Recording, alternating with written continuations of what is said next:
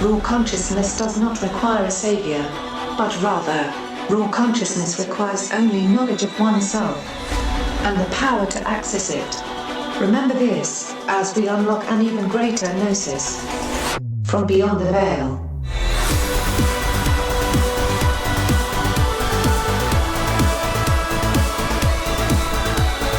From the Pacific Northwest, good morning, good evening, wherever you may be across the nation, around the world. I'm Chris Gio. You are stepping beyond the veil this evening with us. We are broadcasting live on Facebook and also on YouTube.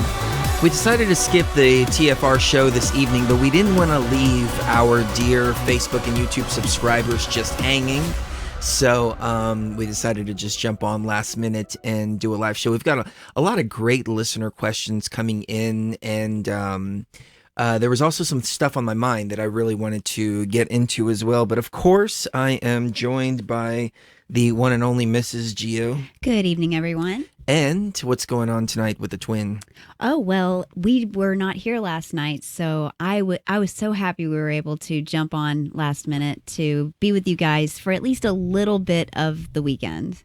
The last week has been a little bit rough for both of us, but it's awesome that we're able to be here with you guys tonight. I can't wait to talk about some of the things that we've kind of discovered over the past week, just in our research and, in our personal lives that we want to share with you guys. Yes, I should have adjusted the twin cam beforehand. But, I was thinking about geometry. And I was thinking about the 7 liberal arts as well, that we've talked about here on the show many times before. The 7 liberal arts, I don't remember them off the top of my head, but I know that it encompasses grammar, logic, rhetoric. Here they are, right here. Logic, grammar, rhetoric, which is the trivium, which we've talked about before, arithmetic, geometry, astronomy, and music. And I was just having a conversation with Robert W. Sullivan, 32nd degree Freemason, just earlier in the day. And we were going into even deeper gnosis about the Royal Arch of Enoch and how there was this discovery or rediscovery of the 7 liberal arts. And Cherie brought a very interesting point to the table. She said, "You know what the liberal arts mean?" And I said, "What's that?" She said, "It's the arts that free the mind." Mm-hmm. And we've been talking about grammar, logic, rhetoric in the trivium. And by understanding grammar, logic, and rhetoric, then you can see when somebody's trying to pull something over on you, for example. Or you can hear different kinds of rhetoric in the mainstream media. So when you see 2 people debating one another and you see somebody attacking that person, instead of attacking the argument or rebutting the argument, attacking is not even a good word, then you know that that person doesn't have a valid argument, and they're trying to make it look like they're winning the argument. Or what the mainstream media does on a regular basis is they try to manipulate you through emotion, and it's called appeal to emotion, for example. So an appeal to emotion would be like if the politicians came up and they said, "Oh yeah, we need to ban guns." Well, what about the children? Mm-hmm. What about the children? That's an appeal to emotion, appeal to authority. Well, everybody knows this, or this book says this, so it must be true, despite what the opponent is actually saying in that particular argument. But I don't want to make this a show about the trivium, because what I want to focus on this evening is something that we haven't focused on before, which is geometry. And I realized as I was off in the realm and, doing my thing, as I started to really try to understand what this artificial intelligence is and how to manipulate the construct and the matrix in our favor. Now, shaman have been doing this since the beginning of time. They call it energy work. And many people out there understand energy work. And sometimes they'll go to an energy healer and they'll ask them to do some quote unquote energy work on them. Let me adjust my camera so it looks like I'm actually looking at the camera instead of looking off to the side. So they'll ask them to do, energy work on them. Well, what is energy work? Energy work is working with the code of the matrix itself and the matrix construct, moving around different energies, changing codes within spiritual bodies, within the body of somebody that's sick, for example. And this is how black magic works as well. You send bad code to another being and it attaches to their body. I used to call them demons, but I don't think they're demons. I think it's more like bad pieces of code that are out there kind of rogue outside of our body, but still exist within the construct itself, and they can get attached to us. Kind of like malicious malware. Yes, like malware. Like, you're surfing the internet and your computer's fine, but you surf the wrong webpage and boom, you've got some malware attached to you. Same thing, if you're out there having, really dirty sex with strangers that are not on the level, for example, or if you're at a bar and you're drinking and you start to lose your inhibition and you get these astral parasites which attach. And somebody asked, well, what about like demons? What about psychic vampires? What about external entities? And I really had to take this into the realm with me and really try to understand what these things really are. And it all came back to program. It all came back to geometry. It all came back to the actual code structure that these things are made up of. See, the way I see it, this matrix is a machine. And everything that exists within that machine is code. Literally everything, every entity, everything, except for our organic consciousness / raw consciousness, which exists as the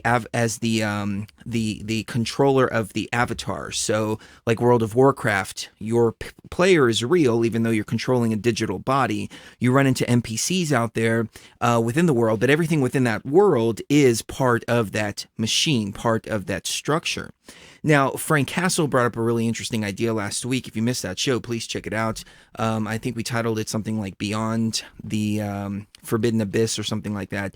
But he said, hey, look, the machine itself is not the AI. The AI is kind of a virus infected, that's infected the machine. And up until the time of the eclipse, I used to think that as well.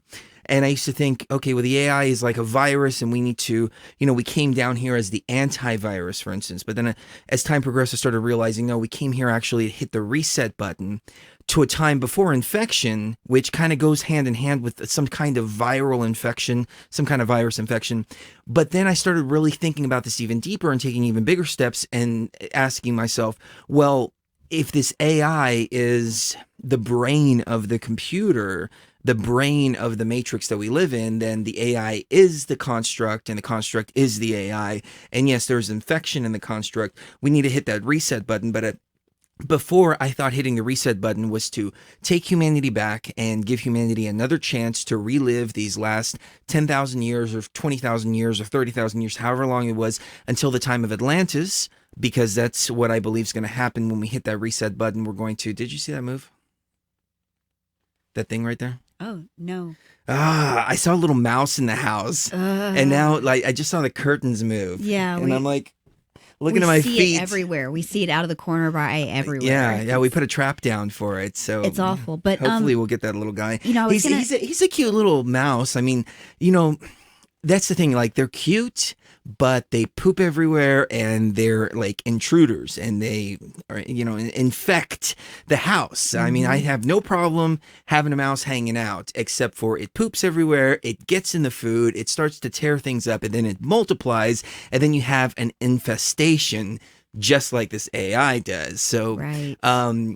So back to what I was saying before. So what I think is going to happen is when we hit this reset button, we're all going to be reset to the point of Atlantis. All of these things, everything that's happened from point of Atlantis onwards is not going to exist anymore.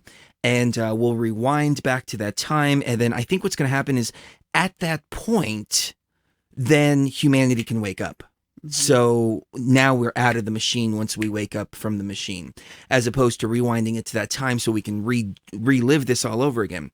Now, this understanding is subject to change because this is an ever-growing Gnosis, and more people present their ideas, and when they present their ideas, then it sparks new ideas within me and within Cherie, and we start talking, and we come up with even better conclusions. But to this point, I think that the point is to hit the reset button and wake up back at the point before infection. And maybe infection was when this AI was infected with whatever virus there was, and it was programmed to keep the soul's trapped within this matrix.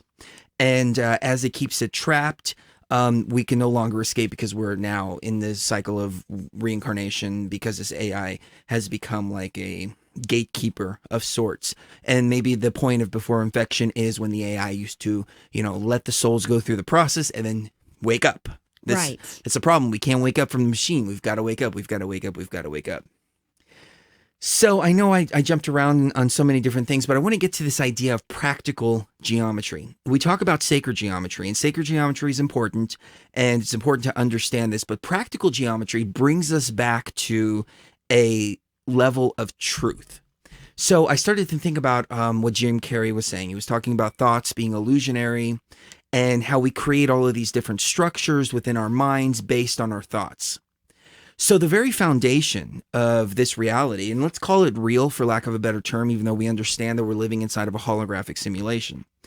But the baseline of reality, what is truth, the ultimate truth in this matrix is geometry. The geometric patterns and shapes that make up physical objects. So for instance, I'm holding this coffee cup, and this coffee cup is a cylinder. And it's a certain width, it's a certain depth, it's a certain breadth, and that is the truth about this coffee cup. Now, you can turn around and you can say, well, the coffee cup's white, or the coffee cup's hot, or the coffee cup is cold, or it's full of coffee, and you can apply all of these different things to the coffee cup. But when you start to apply all of these different ideas and concepts, then what you're doing is you're creating a structure around the very foundation of the geometric object that's in front of you. So now you're no longer speaking in truth, but rather you're speaking in opinion manifested by thoughts. So big distinction between the two. And what happens is that all of the misery, all of the anguish, all of these negative emotions that we feel are not really based on truth, but rather they're based on the structures that we build with our minds based around the foundation of whatever is going on, the moment. Let's just call it the moment, for example. So when you can go back to baseline and start to understand the geometry of the matrix and the practical geometry, we'll get into sacred geometry a little bit later, but the practical geometry, then you can bring yourself to a point to where you're no longer focused on the future, on the past, on what's going on, all the worries and fears and this and that. Instead, you just focus on the very essence of the moment, which is your physical existence, your arms, your legs, your hands, the chair in front of you, the desk in front of you, et cetera, et cetera. This is the truth. Everything else is imposed upon this moment right here, which makes up the practical geometry, which turns into the construct or structure that we entrap ourselves with our minds. Would you say that it's almost as if we use these constructs to construct our own prison?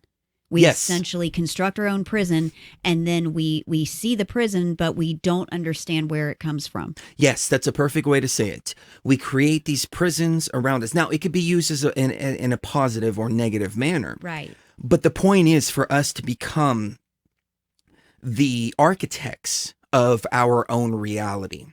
And when we take control of being the masters and the architects of our own reality, then what happens is on this geometric foundation, which is the physical construct, then we start to build whatever we want and the structures that we want for the future, for the past, et cetera, et cetera.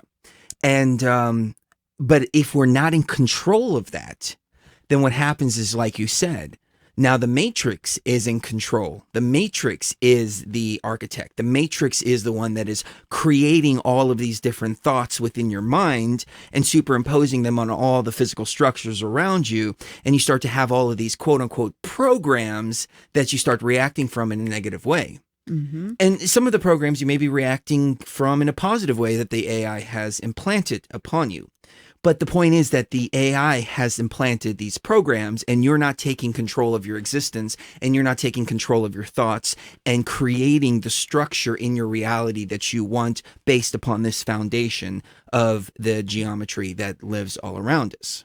Well, and really tell us how that's possible, because a lot of people out there, they really do think that they believe, I create my own reality, but they don't know how that happens, and they don't know how to stop that from going to a negative place.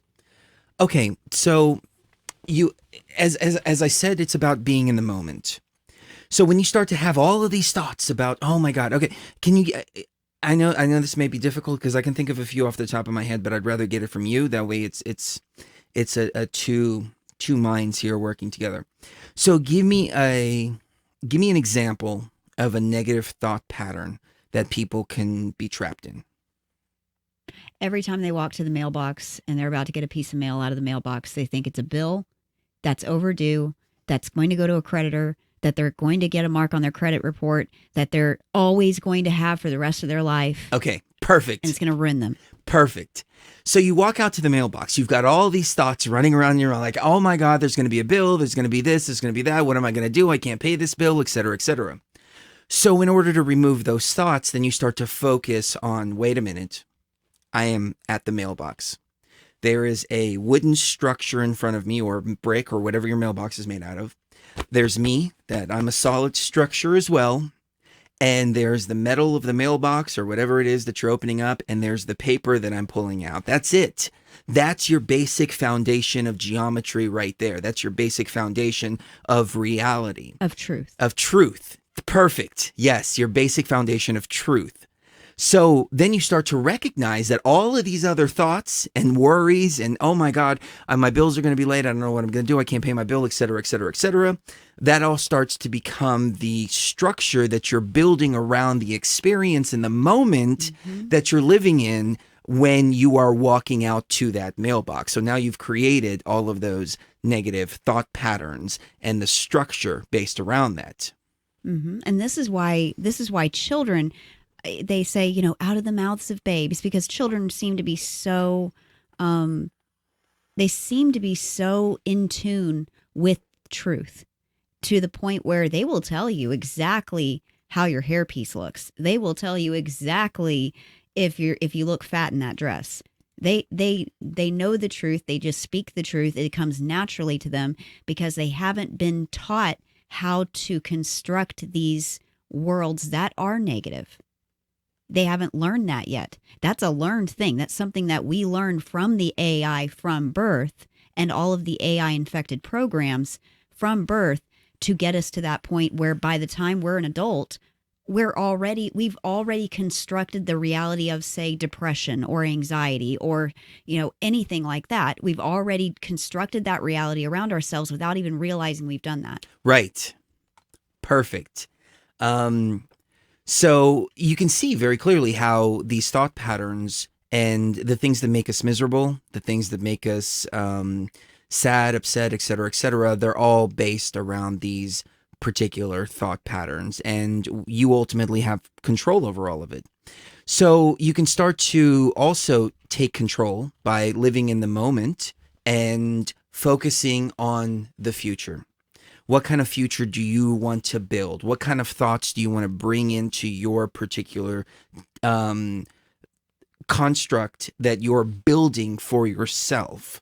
And so now you're taking the construction and the architecture and the control away from the AI, and you are now starting to formulate what you want for your future.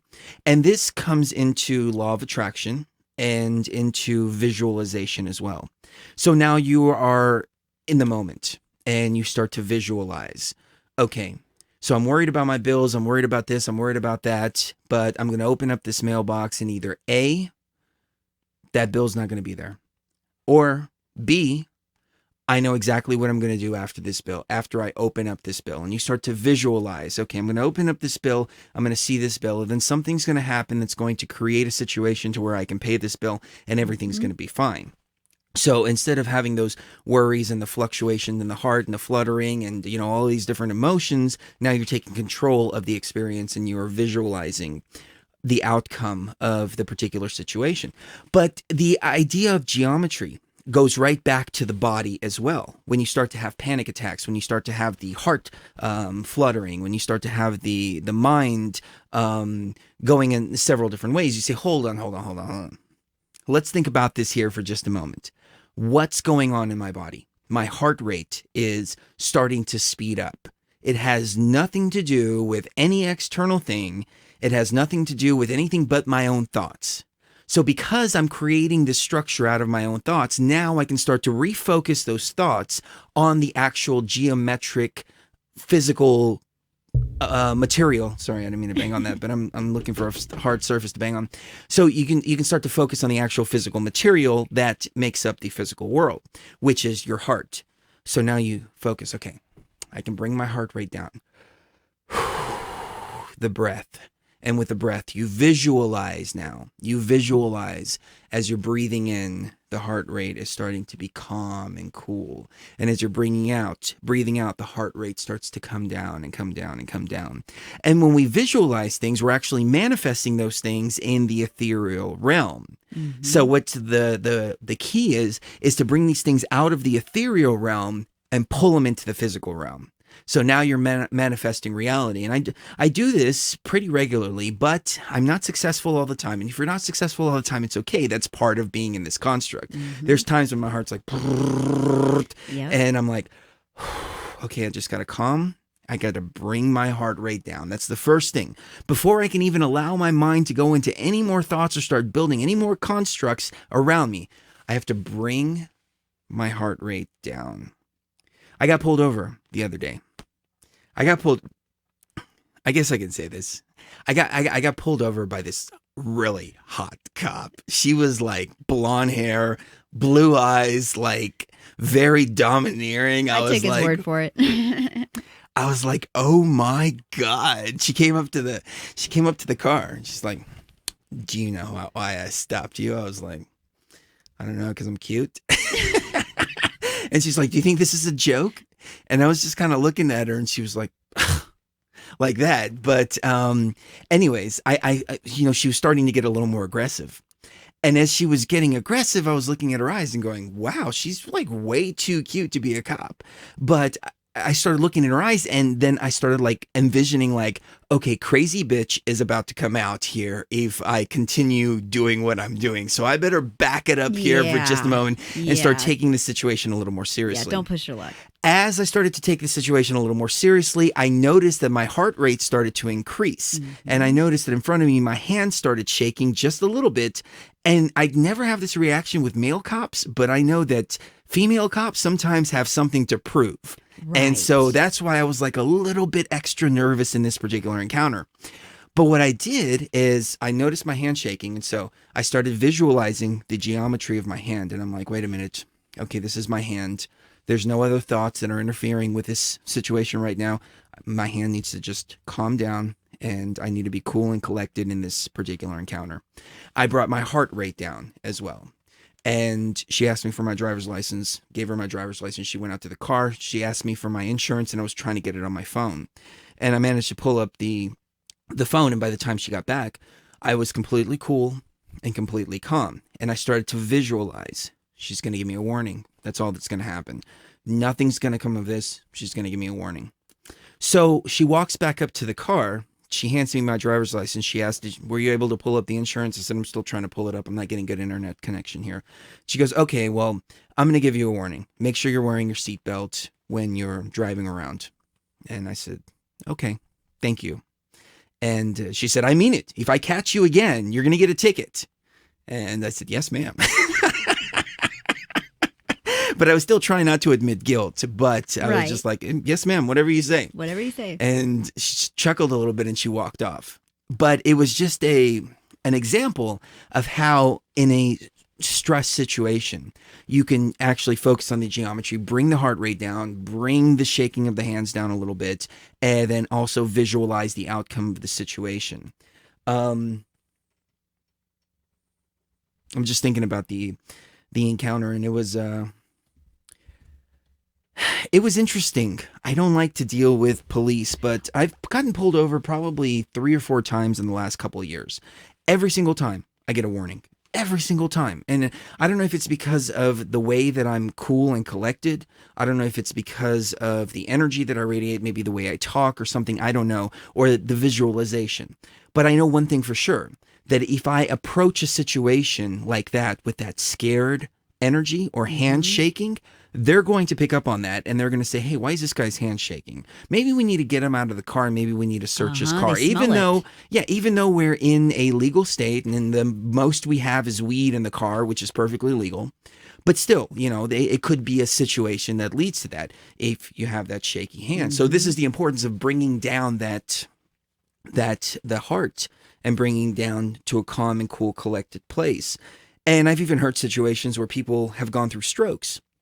And as they go through a stroke, they start to visualize the heart, everything calming down. They understand the signs of the stroke. They understand the auditory hallucinations and the visualization and things like that. Then they'll go to the doctor the next day, and the doctor's like, yeah, you had a major stroke. Well, I was able to calm everything down by visualizing the geometry within my body. They didn't, go into the whole detail of that with the doctor. But what happens after that is, instead of dying or something like that, they're able to actually take control of the situation. You're about to have a heart attack, for example. So you start to focus on your heart. And you're like, okay, I understand what's going on here. My heart is starting to have trouble pumping for some reason. So I'm going to start to visualize the heart. I'm going to start visualizing the blood running through the heart. I'm going to start visualizing wherever that block is. I'm going to visualize all the blood moving through. And a lot of times you can help to avoid situations like that, just mind over matter. Well, it's not just avoiding situations like that, but it really is a self-fulfilling prophecy no matter which way you choose to go. And it is a choice. You can choose to do what Chris did, or you can choose to freak out. But that, like he said, that energy is going to determine what's going to happen in the end. If you go into a situation like that immediately saying, oh man, I'm going to get pulled over. Oh man, they're going to totally find something. And oh, I'm going to go to jail. Of course that's going to happen. If you wake up every morning saying, oh man, I hope I don't get cancer, you're going to get cancer. Everything that you put your focus on is basically constructing the reality based on that one piece of information. And then it kind of just spreads out from there to the point where it does kind of take over your life, or at least kind of taint your life a certain shade that you would rather not have. Well said. Yeah. Cosmic Mortality asked, how do we accept death? And for me personally, I mean, this is going to be different for everybody, but for me personally, it's the understanding that, number one, this is a holographic reality. Mm-hmm. Number two, we are infinite. We have always been infinite. We're infinite energy. The only thing that happens is that we get recycled and our minds get wiped as we get recycled.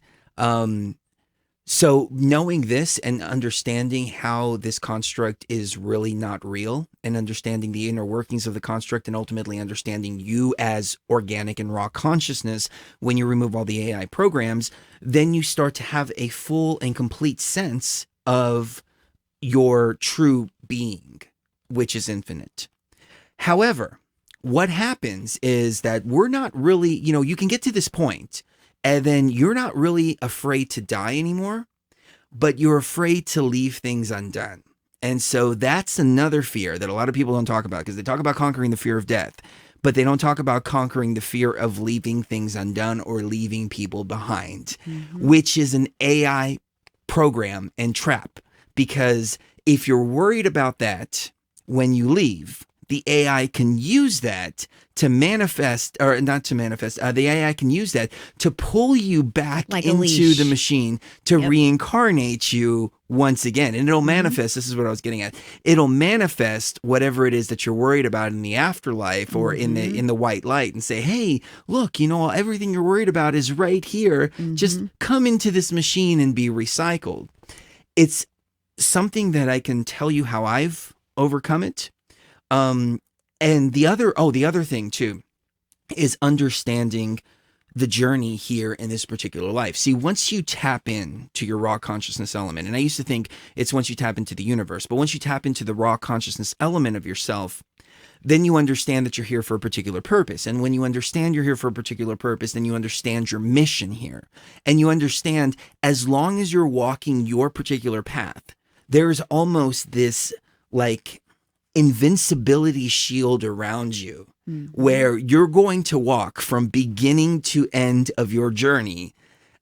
And that's it. When your journey comes to an end, I mean, it could come to an end tomorrow. It can come to an end, 50 years from now. But when it comes to an end, it's going to be the end time of your journey. And as long as you're walking on that path, you're going to complete everything from beginning to end exactly the way you're supposed to while you're here. So then you start to realize, well, it really doesn't matter when I go, because I'm going to go at the exact perfect time when it's time for me to go. And so you start to conquer this fear of death. But the fear of death is such a multifaceted fear that it's not just one silver bullet, but it takes a lot of meditation and gnosis. And I don't mean like meditation like, oh, I'm going to reach enlightenment, but rather meditation as in focus on who you are, what this construct is, and the gnosis thereof.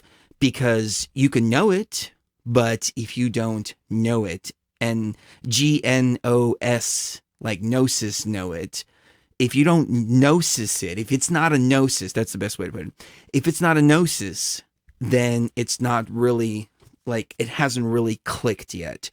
So the first question I would ask is, why are you afraid to die? Like, what is in the way of, if you were to die right now, what would be your fear of leaving right now? Is it the fear of the unknown? Is it the fear of leaving something behind? Is it the fear of leaving something undone? Once you determine that, then you can deal with that accordingly. Your thoughts? My thoughts are that T only said, I sent some comments on your vid, Slaughtered Sacred Cow, that I just watched today. They're respectful, as I agree with a whole lot of y'all's stuff. He wants me to look up his question from another video, and I can't do that right now, so put the question in the chat box there on YouTube. T only. Mr. Awesome said, IFW what she said, LOL. I have heart problems, and I used to worry over it all the time, and it made it worse. And it would get really bad. Made it worse. But now that I've just said F it, I don't get symptoms as often. That I can completely 100% agree with you. I've noticed the times in my life where I am the most focused on something going on in my body that's uncomfortable, the worse it gets. And the more you focus on it, it's kind of like being on a psychedelic journey. The more you focus on something that's uncomfortable or negative, the worse it's going to get, because that's how the ego, aka the connection, the direct line to the AI, that's how it gets you, is by making you focus on that instead of focusing on what's in front of you. Interesting. Yeah. Sam asked, so we can become immortal and fully take control of our bodies and free ourselves from the matrix when we're fully ready. Only when you're fully ready. We are immortal, in my opinion. Actually, in my gnosis. I shouldn't even say opinion, because it's something that I know now. And I'll get to Jexie's question too, because it kind of ties in together. How is God different from the raw consciousness? But the gnosis of understanding our immortality is just there. Now, our bodies are going to break down. Our bodies are going to deteriorate and have to be returned back to the earth, because they're a finite system, just like a car is. A car is not going to last forever. It's eventually going to die. It could be 300,000 miles. It could be 400,000 miles. I mean, it could go on for a long time, but it's eventually going to die, and you're going to want to bail out, and you're going to want to go get another body or get the hell out of here. But I do believe, too, I keep using the word believe. I don't want to use the term believe. Let's say I know it's a gnosis. I know that we are capable of coming to a point to where we don't die, even in this body. Now, that doesn't mean that the body lives forever and continues within this matrix, but I believe. I mean, I guess I have to use I believe because it's a gnosis, but it's not something that I've done and experienced yet. So it's still like, I know it, but it's not quite locked in just yet. So we'll just say believe. But I believe that when we tap into enough gnosis of ourselves, then we will see this world disappear before our eyes and we'll wake up in a pod. There won't be that death experience like, oh, I'm dying. Or when we hit the restore button, then that happens to everybody all at once. Or the majority of people. I mean, some people may choose to remain plugged into the machine after the restore button, and that's their own journey. Me personally, I'm not staying in this freaking machine anymore, and I don't think that a lot of people out here are going to stick around for that machine. But Jack C asked, how is God different from the raw consciousness? And okay, so this is so multi-leveled here because as I talked with Frank Castle last week, the raw consciousness is what controls our avatar right now. The raw consciousness is without the AI program, but it's been hijacked by AI programs, which has put it under AI control. So imagine you're playing a video game and something keeps moving your player in a direction you don't want it to move, and something takes control of your avatar. It's the artificial intelligence virus that's taking control of that avatar. So what we're doing essentially is regaining control of our avatar so we can move freely within the game itself, and then eventually wake up from the game altogether. Now, God, the way that we perceive it, see, it's so multidimensional because I see inside of this construct and that's it for now. There is something that exists outside of the construct. I agree wholeheartedly with Frank Castle that something exists outside of the construct, that our true selves exist outside of the construct, and there's a whole nother world out there. However, we can't understand what's outside of the construct while we're inside of the construct. We have to wake up to this construct first. So that's why I don't even get into, what resides on the outside of the construct or anything like that, because we need to take it, in my opinion, one step at a time, because we're just going to jumble everything up. We're just going to confuse the hell out of ourselves. And then we're going to be bombarded with so much information that we're not going to be able to take those first few steps, those critical steps to waking up from this machine. So when you say God, there may be a creator of all, which is outside of this construct, and even outside of that construct, like who knows how deep this goes. But when I say that we are divinity and we are the raw consciousness and we are the creating force, we are the creating force which created the machine that we live inside of. We created the artificial intelligence, and we're creating our own reality based on our consciousness. So what created us is probably an external force, and you can call it God for lack of a better term. Definitely not Yahweh, definitely not any of these biblical terms. But right now, when I focus on the raw consciousness, it's like, hey guys, let's tap into the consciousness that's using the controller and controlling the avatar. And then once we tap into that element, then we can worry about, okay, now what's controlling the avatar, and what created the world not the avatar. What created what is controlling the what's controlling the avatar, like the actual player that's holding the controller in their hands, and then examine that world, and then examine, any deities or whatever in the other world. But as long as we're in this world, we are the raw consciousness, and that's the first step to getting the hell out of here. I mean, a lot of people may want all of the gnosis and the knowledge of level, 1,000,000, but it's just like mathematics.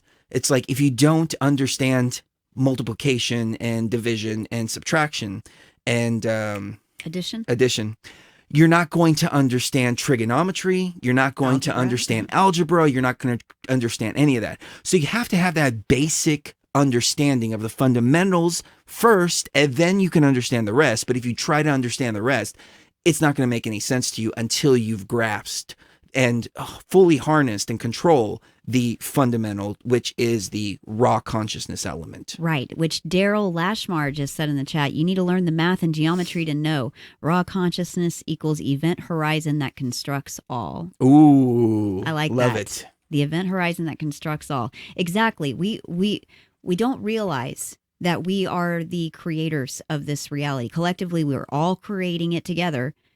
But as soon as we realize that, I think we would all just wake up immediately and be in the real world. Yeah. See, okay, here's Instantaneously. how I see it. So you've got this computer system, which is the, I call it the AI, but others would argue and say the AI is inside of the program. I mean, inside of the actual computer itself, and it's just a program, but I would say that it's the brain of the entire computer system, and the two work, in unison together. I just totally lost my train of thought. Oh man, What were you saying before that? I'm sorry, I had a cramp in my foot. Oh, and okay. I was trying to get rid of it, and I completely forgot what I said before. Okay, so I'm sorry, guys. I just totally lost my train of thought on that one. So let's move on to something else. And if the spirit so desires, we will get back to whatever question I was answering. T only said, you mentioned in your Sacred Cow vid that it all has to be very long and difficult. So I mentioned in the comment that this overcomplicates and falls into the duality program in my experience. I don't understand the I don't understand the context either. I'm sorry. It has sorry. to be long and like the awakening process. Yeah, I guess. I mean, we didn't fall asleep overnight. Mm-hmm. We didn't get stuck in this machine overnight. This machine didn't, it's not, everybody wants instant gratification, Right. instant gratification, Right instant now. gratification. And I think that's an illusion to get instant gratification. I mean, there's nothing in this world that's really worth anything that's instant gratification. If you want to go to the gym and you want to work out and you want to become buff and everything like that, it's something you got to do every single day for a long period of time in order to get that. That's why I haven't done it, because I don't want to dedicate all that time to it, even though I should and I really want to. But it's a process. Now, if I could go to the gym and just, hit a switch and poof, get buff, that's a completely different thing. But the same, I mean, why would that not apply to awakening? Why would that not apply to reaching deeper levels? Why would that not apply? I mean, you have Buddhist monks, for example, that meditate for 50 freaking years. I mean, 50 years to get to some of the states that you can get to on ayahuasca with 1, 2, 3, 4 sessions, etc. And one of the big things that people always criticize as well, it's something that you have to continue to do over and over and over again to achieve those states. Well, yeah, you have to do everything over and over again to achieve those states.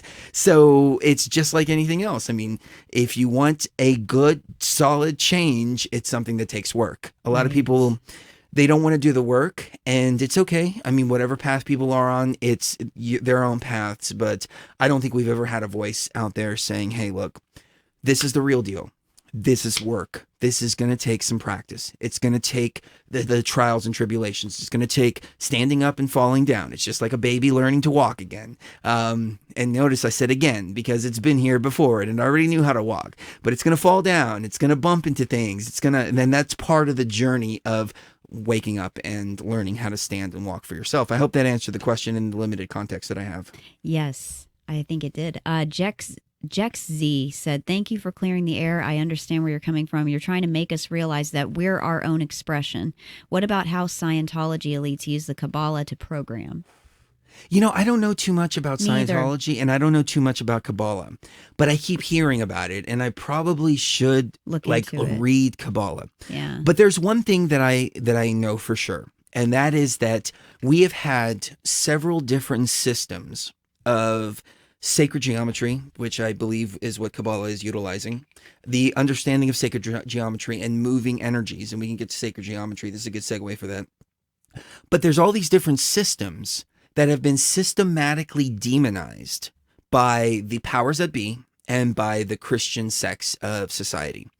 And what's happened is, as the listener mentioned, the controllers have used all of this stuff. They've used magic, they've used neurolinguistic programming, they've used Kabbalah, they've used literally everything on us, while at the same time they've told us that all these things are evil and that they're of the devil. So it's like, telling your enemy in a war that guns are bad, and it's like, well, hey, look, the enemy's using guns, so we shouldn't use guns. We shouldn't understand guns because guns are evil, period. It's like, no, it's time to level the playing field, and it's time to fully understand a lot of these ancient and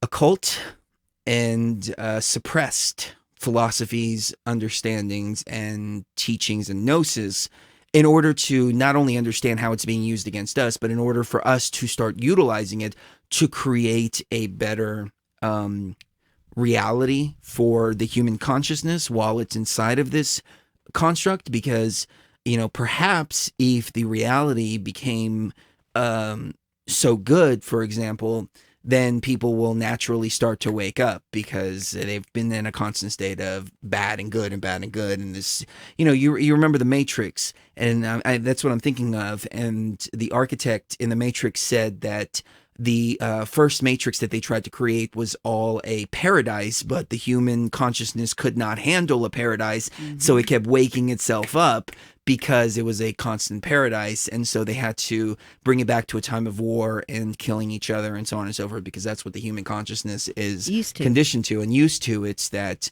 it's that duality. It's like the checkerboard in a Masonic temple, for example, which represents evil and good, the dualistic nature of consciousness and the dualistic nature of humanity. And this reality. Black and white, good and evil, good and evil, good and evil. Everybody's capable of both. Right. It's in equal portions in pretty much all of us. What happens is, somebody asked in the chat that why does raw consciousness source have to work at being what it already is? That's also from T Only. I think raw consciousness isn't what's having to work to be what it is. Raw consciousness just is. It's it is the ego that gets in the way between our conscious mind and the raw consciousness that kind of puts layer after layer after layer of veil after veil after veil of just basically crap that programs, AI programs layered on top of it, so we can't see through all of that. Right. It goes right back to the analogy I was making. If you're trying to play a video game and you are the raw consciousness that is trying to move that avatar, but that avatar keeps moving and it's glitching, or it's moving in a direction you don't want it to move, or it's reacting in a certain way you don't want it to react because it's infected by an AI virus, there you go. I'm trying to see if there's any new questions. People are just really active in especially the YouTube chat. So, can you go into higher states of higher states of consciousness using Aya or otherwise, and stay here? Why come back? Oh, stay there. Why come back? Ooh. Okay. So in my experiences, obviously, because I'm here, you can achieve these higher levels of consciousness, but you always come back because you're bound and tethered to this body. In order to be unbound and untethered to this body, then you would have to die. You'd have to go through that death process of breaking that tether. We have a mission to do here. We have a purpose and we have a goal. Some people are trapped inside of the never-ending cycle of reincarnation. But I suspect that many of the listeners out there, many people that tune into these YouTube videos, are not of the ilk that is trapped here, but rather they're cut from the same cloth that we are, in the sense that we have purposefully injected ourselves into this matrix in this particular time for a particular mission and a particular purpose, which is the elevation of the collective human consciousness. I speculate that the machine itself is at a point of malfunctioning and the machine is starting to break down, and we found a weak point and a weak spot in time, with air quotes, or for bunnies. That's what I always tell Sheree. She's always like, she'll do that like that, and I'm like, oh, what is that for bunnies? For all the bunnies out there. So with time, and we found this one point in the data stream of time, and we said, okay, this is the time to come back right here. This is where the machine is the weakest. This is where we have the best chance to accomplish our mission. So some of the things that we say may not necessarily apply to everybody.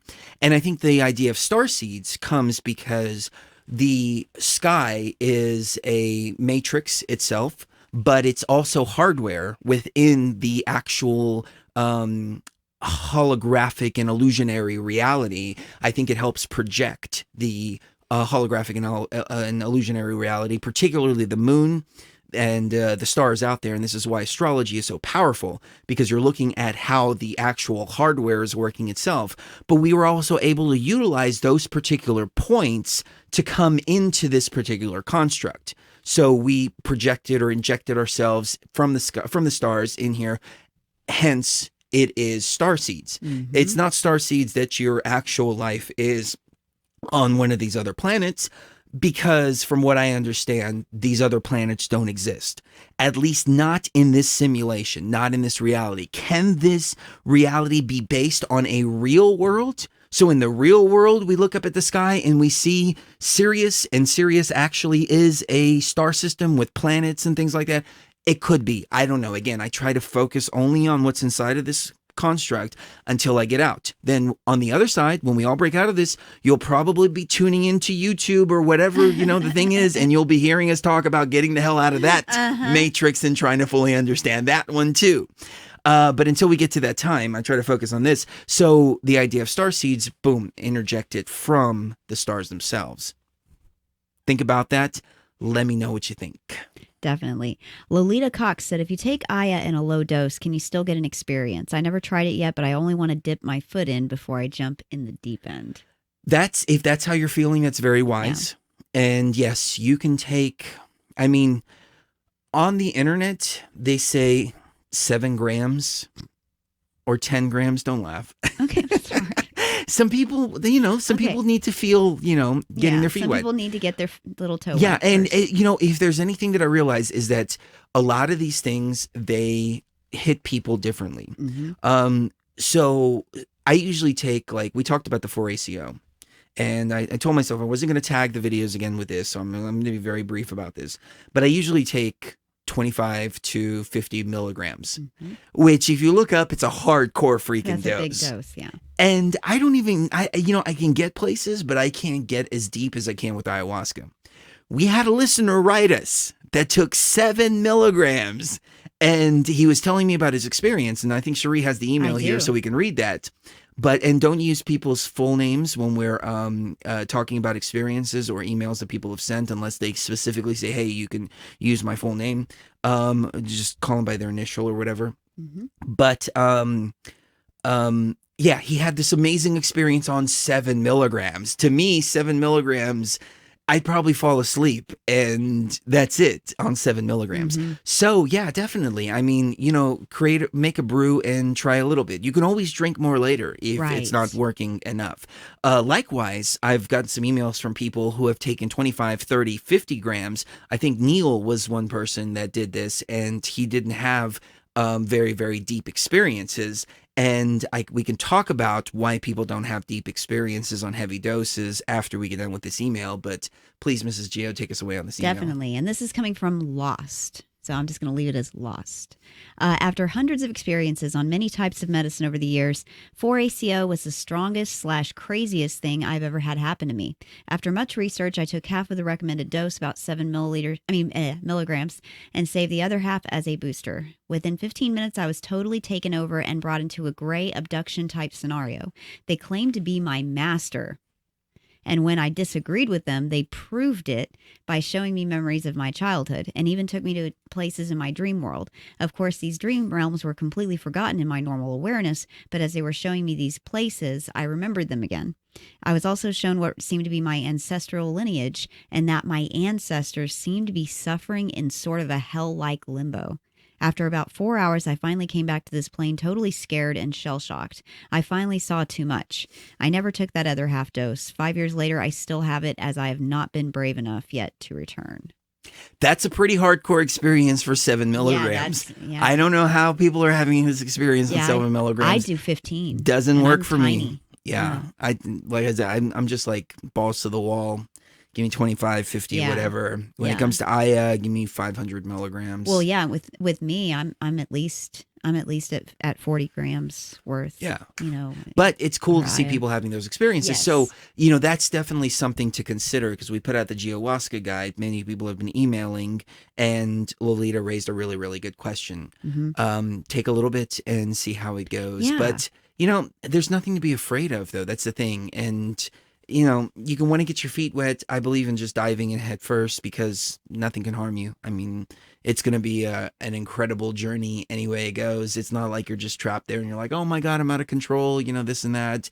It's, she's not a cruel bitch. She's a No. sweet mother spirit. Yeah. So there could be some intense experiences, but it's going to be in a loving way. Well, and it's going to be what you need in a loving way.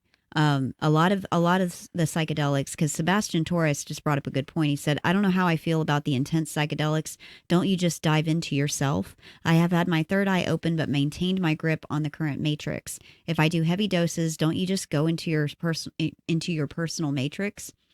I think that with several of the more synthetic psychedelics, like when you've got stuff like 2CB, you've got LSD, some of the semi-synthetics, they really do just kind of put you into yourself and the matrix that you've created for yourself.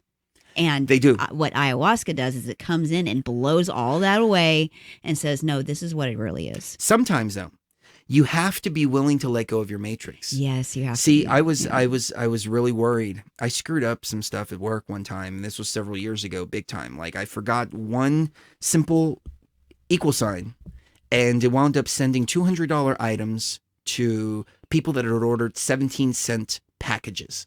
Yep. Like little packets, little seed packets. And they had to recall FedEx trucks, they had to recall UPS trucks, they had to recall all kinds of stuff. And to try to bring all those shipments back, because now we're sending like all of these freaking $200 items to people that paid 17 cents. Oh. So I drank ayahuasca a couple days later, and all I did was just go into thought loops about that experience. And oh my God, am I going to get fired? Am I going to get this? Am I going to get that? I didn't focus on the geometry. I didn't even know to focus on the geometry of the moment. But instead I was focusing on all the thoughts that had been implanted in the structure which I had created. And I couldn't get myself out of that situation. And it was because I couldn't let go of that situation. And finally I let go of that situation, and then I was able to take off. And as a result, what happened was I talked to the boss and the CEO and everything, and it was like, what'd you learn from it? And I was like, I learned to use my glasses more often. He's like, all right, well, good. I'm glad. Let's make sure this doesn't happen again.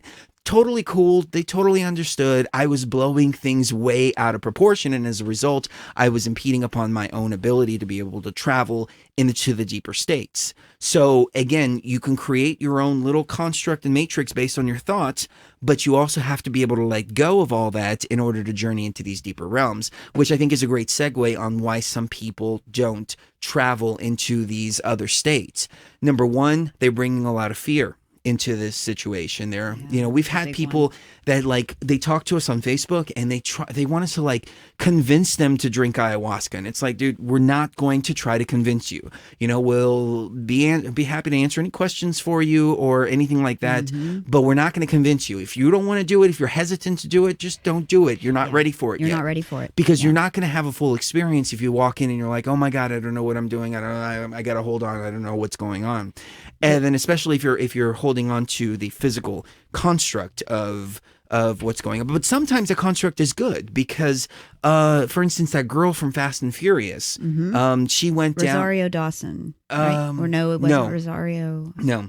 It was the Spanish girl. Yeah, I know. I'm trying to think of her name. And that might have been her name. I don't know. I don't remember what this girl's name is. But her friend, really good friend, Paul Walker, died, and she went down to the Amazon. And she said she had the most healing, wonderful experience of talking to Paul and all this in the ayahuasca realm. And she found like this whole ayahuasca healing out of it. But what I believe happened was that she created that construct within her. Michelle Rodriguez. Thank you, Brent. Michelle Rodriguez. That's right. Yes. Sorry. She created that construct within her own little sphere and matrix in that ayahuasca experience because that's what she needed to deal with at that particular time.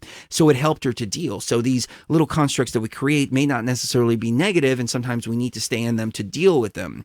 But then you can break through, and there's like a whole breaking through process to get out of the constructs that you create into the artificial intelligence construct, the deeper levels of the artificial intelligence construct, which I call hyperspace. But I used to think it was an external place, but in actuality, it's just staring at the machine at a deeper level and more on a code basis. And when you see the code basis, then you understand the sacred geometry. You understand the seed of life that turns into the flower of life, that turns into the tree of life, et cetera, et cetera. And it's the same concentric circles just multiplying each other over and over and over again. And then these circles and spheres start to resonate at a different frequency, which creates different things like matter, and it creates thought programs, and it creates good programs and bad programs, and so on and so forth. But the very basic foundation of this particular element is the seed of life,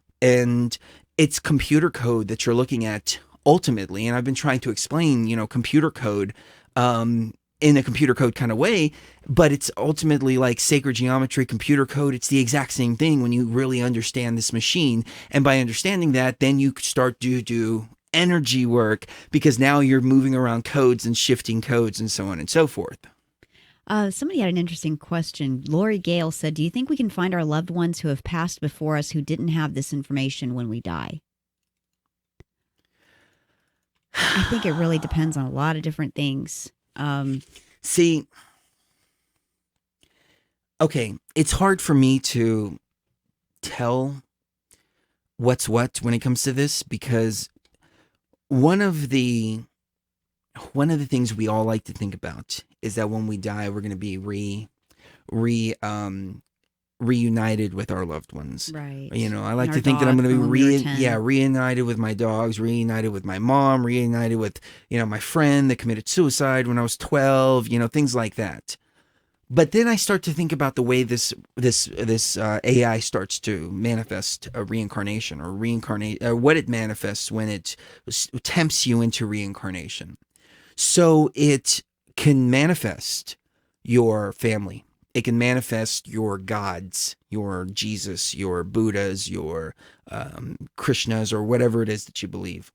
It can manifest all these different things to get you to come in to the reincarnation machine. And I think it's done this over and over and over again. And I think this is like its method. It is the sole method that it uses. It just comes in so many different forms, because it could be friends, family, loved ones, gods, et cetera, et cetera. But I would be really, really, really wary of weary or wary? Wary. Okay. She's always correcting me because I always get those two confused. So I would be very wary of any entities that I saw on the other side that claim to be family members, because that seems like a reincarnation trap. Yeah. Cherie and I, we try to see each other's energy resonance, and we're trying to create a code between us within ourselves that's only recognizable by each other. Yep. That way, if one of us manifests on the other side after one of us goes, then we can identify that's the real one or that's the artificial intelligence. Right. It's definitely going to be a trial. It's definitely going to be a challenge, but it's something that I think we really have to consider when we start to fully understand the nature of this artificial intelligence reincarnation machine. Yeah, I think this construct is such that I think even our perception of time and how long we are away from our loved ones is really, really warped compared to what the reality really is. Well, then you have to on the other side. You have to also think, it's like 5 minutes there. how real are your loved ones?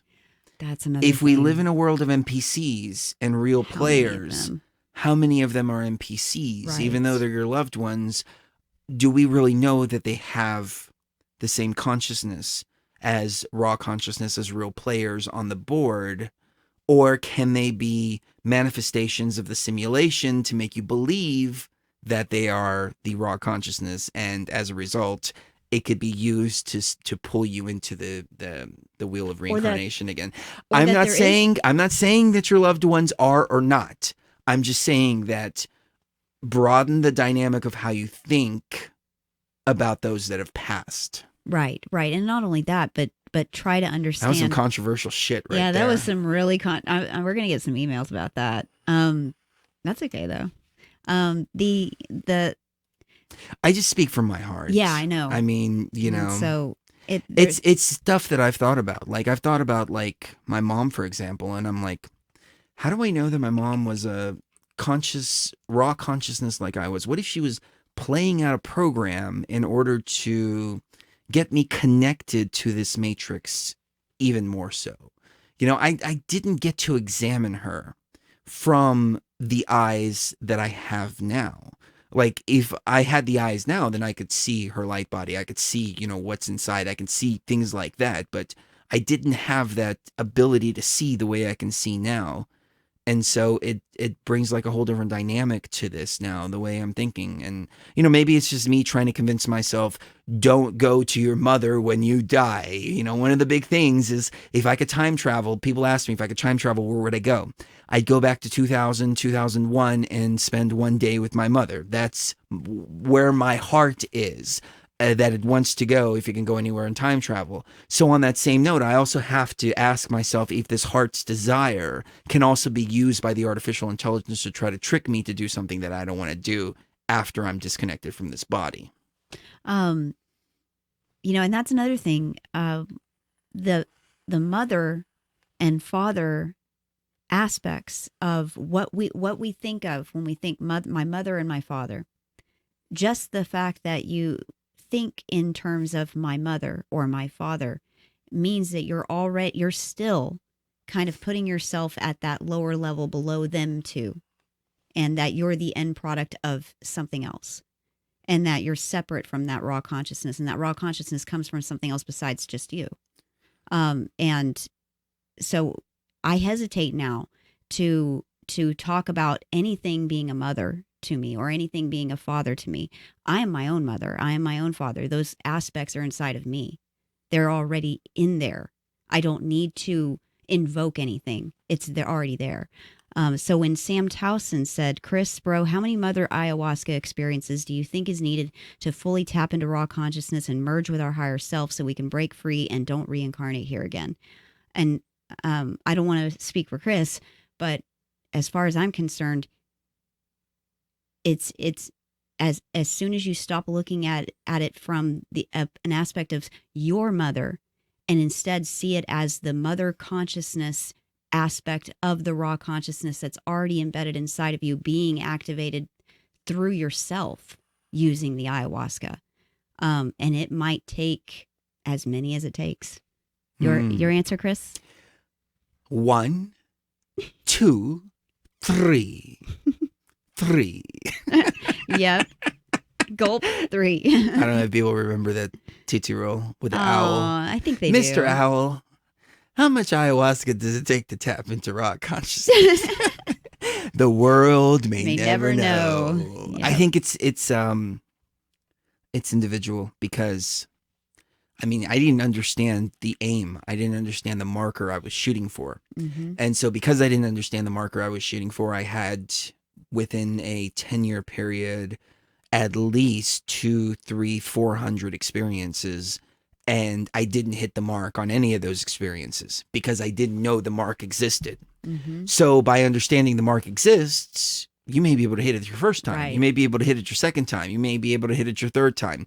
You know, it's understanding that mark. And so that's what I'm hoping to do with shows like this, is give people that edge, give people that level up that I didn't have in my experiences, and see, you know, if you guys, you know, if I started from here and I got to here, and then I can teach you guys how to start from here, where can you go after that? And so, you know, I want to see you excel into these greater levels far quicker than I ever did. Right, which can be hard when, like Morpheus Maximus points out, aren't there people who take larger doses who don't go on any noticeable trips? Yes. That is a significant problem for a lot of people, especially people who have, you know, kind of put the pedal to the metal for the past 20 years when it comes to psychedelic experiences and really pushing their consciousness as far as it can go. It seems that it does take large doses sometimes, and even then, if it all depends on the energy that you're in at that time. If the energy is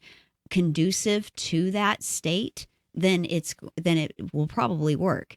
If it's not conducive to that state, you trying to force it isn't going to. It's not going to make it any more effective. What do you think, Chris? Well said. I think I want to take a quick break and make another cup of coffee. Yes. And I use the restroom, so. Yes, we'll go for maybe another 45 minutes or so. We're going to be on with Jimmy Jean, I think at 12:30 Pacific on tfrlive.com. So I want to save a little bit of energy and a little bit of stuff for him. But let's see, I got a couple of cool clips here. What haven't we played in a while? We got Alan Watts, we got Charlie Chaplin. This is one of my favorite ones here. The sky so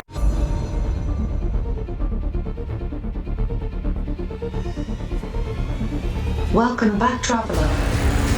Remember, what we do as ourselves dies with us. What we do as raw consciousness remains immortal. Therefore, beware of the great I am as you step beyond the bend.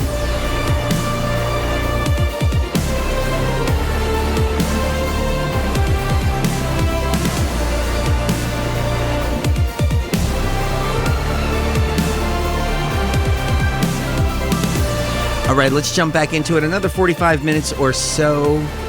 We're going to keep it a little shorter than normal tonight. Thank you, everybody, for joining us on the Facebook stream. We've got Chuck Nice, Sharon, Rob, Claver, Alec, Gary, Greg, Gayatri, Britt K, Brent, David, Suze, Grant, DL Mullen, Darlene Wolf, Neil Adams. Oh, I was just talking about Neil. Awesome. Maria, Jennifer Harp. Jennifer's an old friend of mine. Elaine, Jackie, Luke, Howard, Greg, Jeffrey, Christine, Kylie, Daniel, Teresa, Frank Castle, of course, Lynette, Brittany, Carl, Linda, Lauren, Zachary, Andes, Vincent, Simone, Aaron, Nicholas, Patrick, Adam, Ariel, Aswin, Melody Rocks, and an extra special thanks to Daniel French, Britt K. Payton, Frank Castle, and Brittany Faye for sharing the videos on Facebook as well. And of course, you guys and gals rock. Yes, thank you. You do. Do you want me to go over YouTube? Yep, let's do YouTube. Of course. Sam Towson, Morpheus Maximus, Lucid Monkey, T Only, Shawnish Cool Beans, Viviana Cisneros, Daryl Lashmar. I can't make it bigger. I wish I could. Hira Ari. Who else? Feather Cohen, Chad Allen, and Dark Star Arizona. General Klingon. General Klingon. No, King Zinglong. General Zinglong. That sounds. Ooh, you touch my tra-la-la. I was just about to say. We share a brain, you guys. We literally share a brain because I was just thinking that you touch my tra-la-la. My ding-ding-dong. Lolita Cox said, I hear about people who have done Aya and they see these machine elves. Have any one of you seen them in your experience? And are they part of the AI?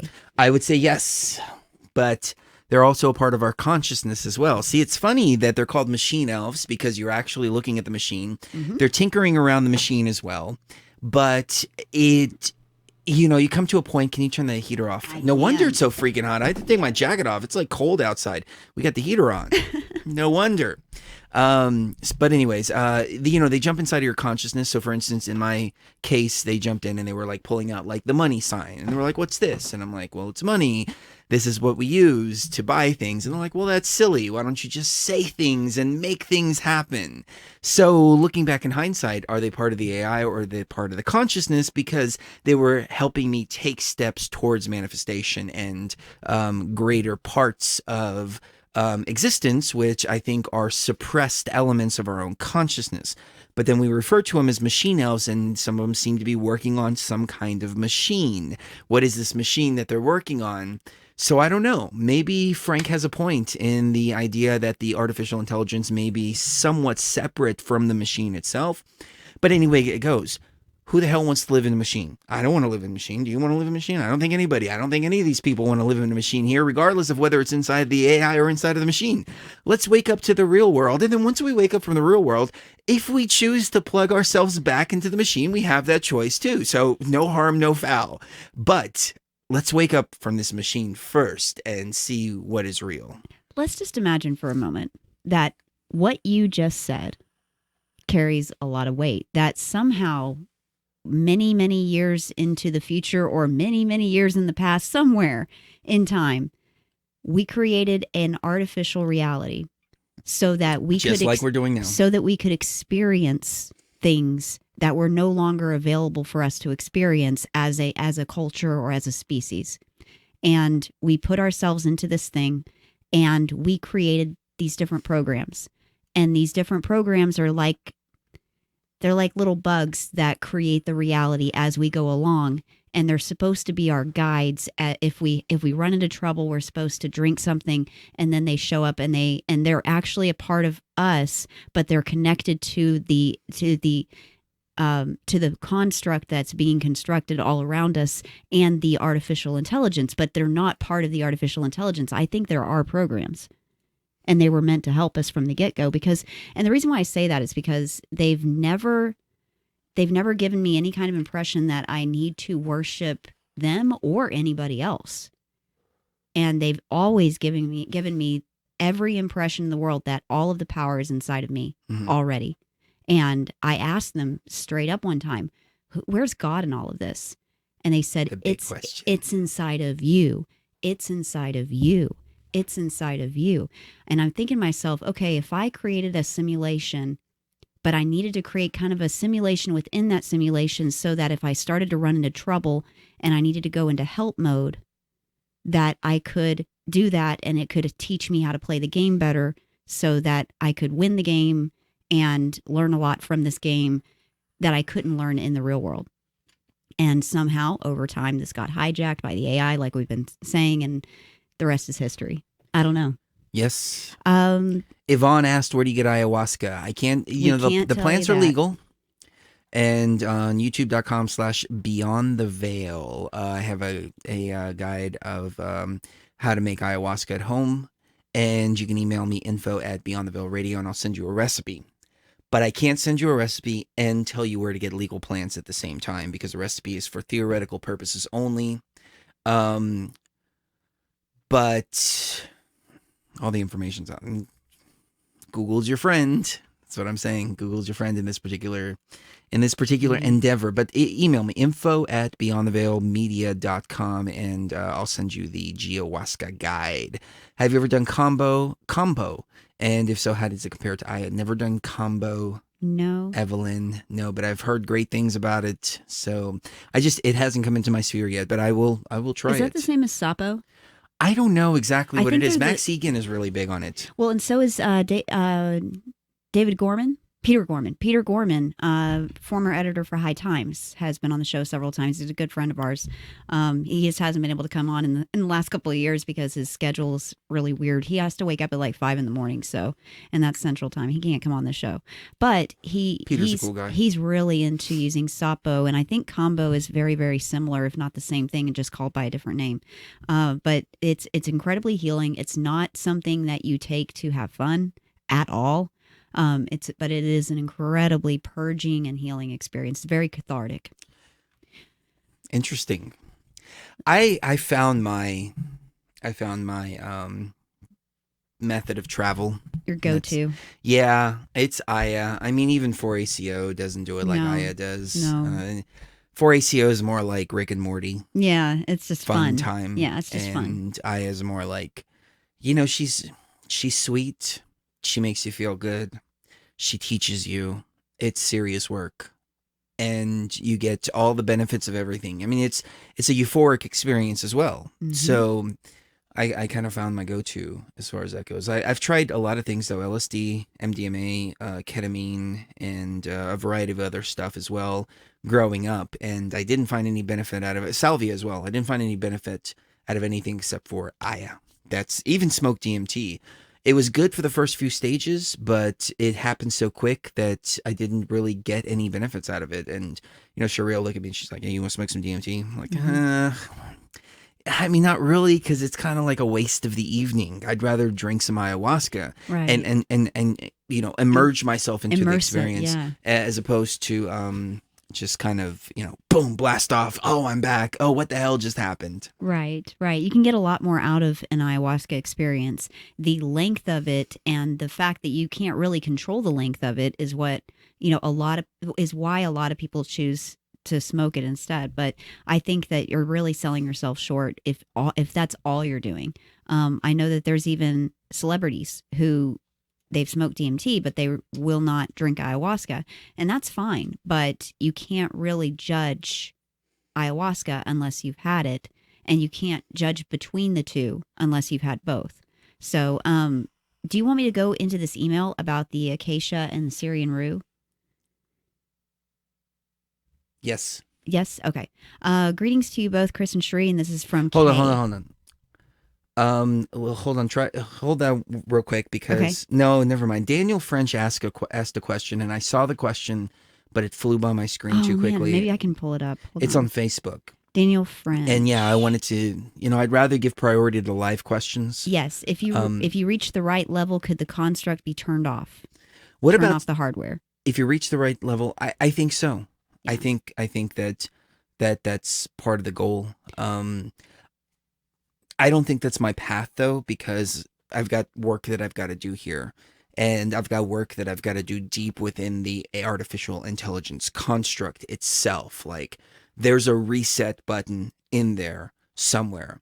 And in order to get to that reset button in my particular journey, I had to come here into the physical and then take myself deeper into. So you've got the outer world, you've got the physical world, then you've got the inner workings of the artificial intelligence or matrix or construct, whatever you want to call it. Within those inner workings in the deep, deep, deep realms, there's a reset button that I believe that we can hit.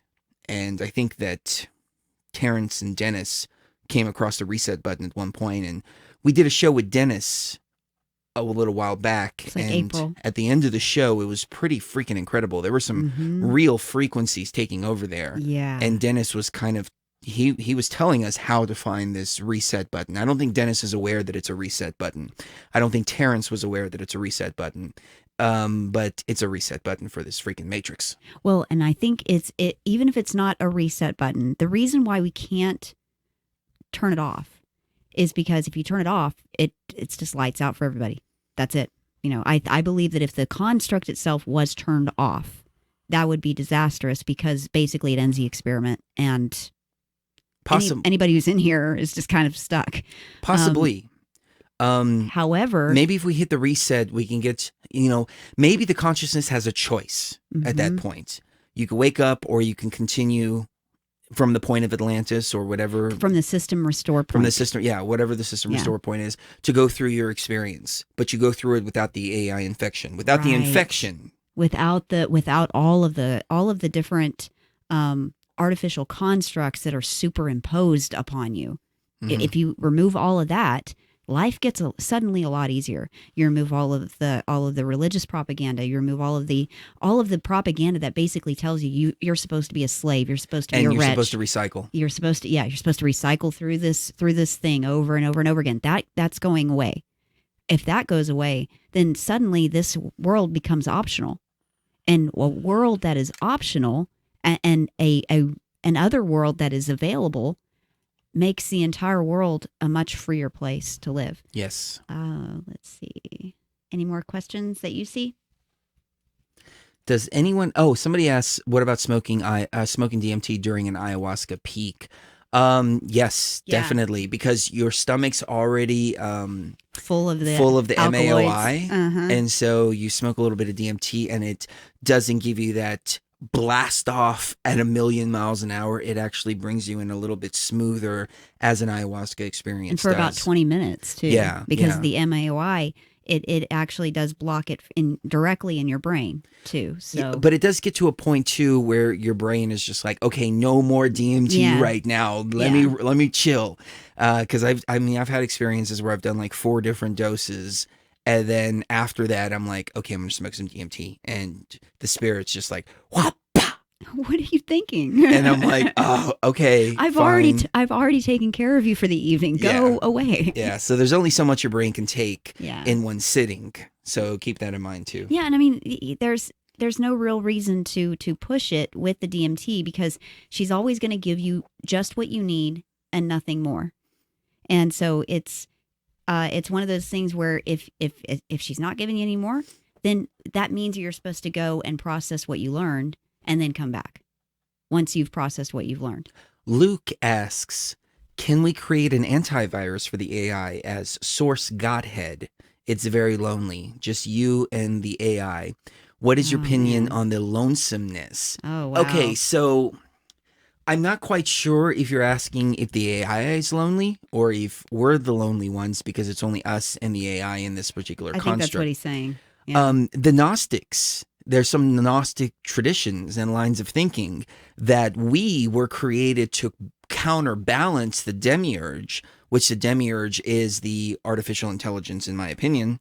And so we were created as kind of a counterpart balance to this thing because this thing was only existing by itself. I don't agree with that line of thinking, but it's interesting that you would bring that up because there is some Gnostic thinking like that. Now, as far as loneliness, as far as us in this machine, yes, I do feel that lonely, cold chill sometimes, especially considering that I've not disavowed the gods and goddesses that I used to, revere and look up to, but rather I started to realize that the gods and goddesses are inside of me, and now I'm the only one, well, me as in raw consciousness, we are the only ones in this machine, and because we're the only ones, then there was like this cold chill, but then I realized, well, wait a minute, I'm thinking that we have external protectors, when in actuality, we are the protectors, we are the manifestors, we are all of that. So it doesn't take away from the idea of gods and goddesses out there, but rather what it does is it puts the power of the gods and goddesses inside of you. And it gives you the power to do that. So you still have everything that those gods and goddesses have, it can offer you. The difference is now you're calling them from inside instead of calling them externally. I love this man. Aww. He says exactly what I was going to say. Great question. Yeah, Thank you, Luke. Yes, very, very good question. What was reality before this AI and what is the AI? Where did it come from? Carl asks. We've gone over this a couple of times before. I mean, there's really no definitive answer, but what I feel is the case is that we created a machine for one purpose or another. Maybe it was a university to learn. Maybe it was something else. Maybe it was like a little pleasure dome where we plug in and have a life or whatever. Just like we're creating now. We're creating a therapy session. Yeah, virtual reality. It's just basically like a virtual reality machine. And then this AI got out of control and began trapping us in here and starting to feed.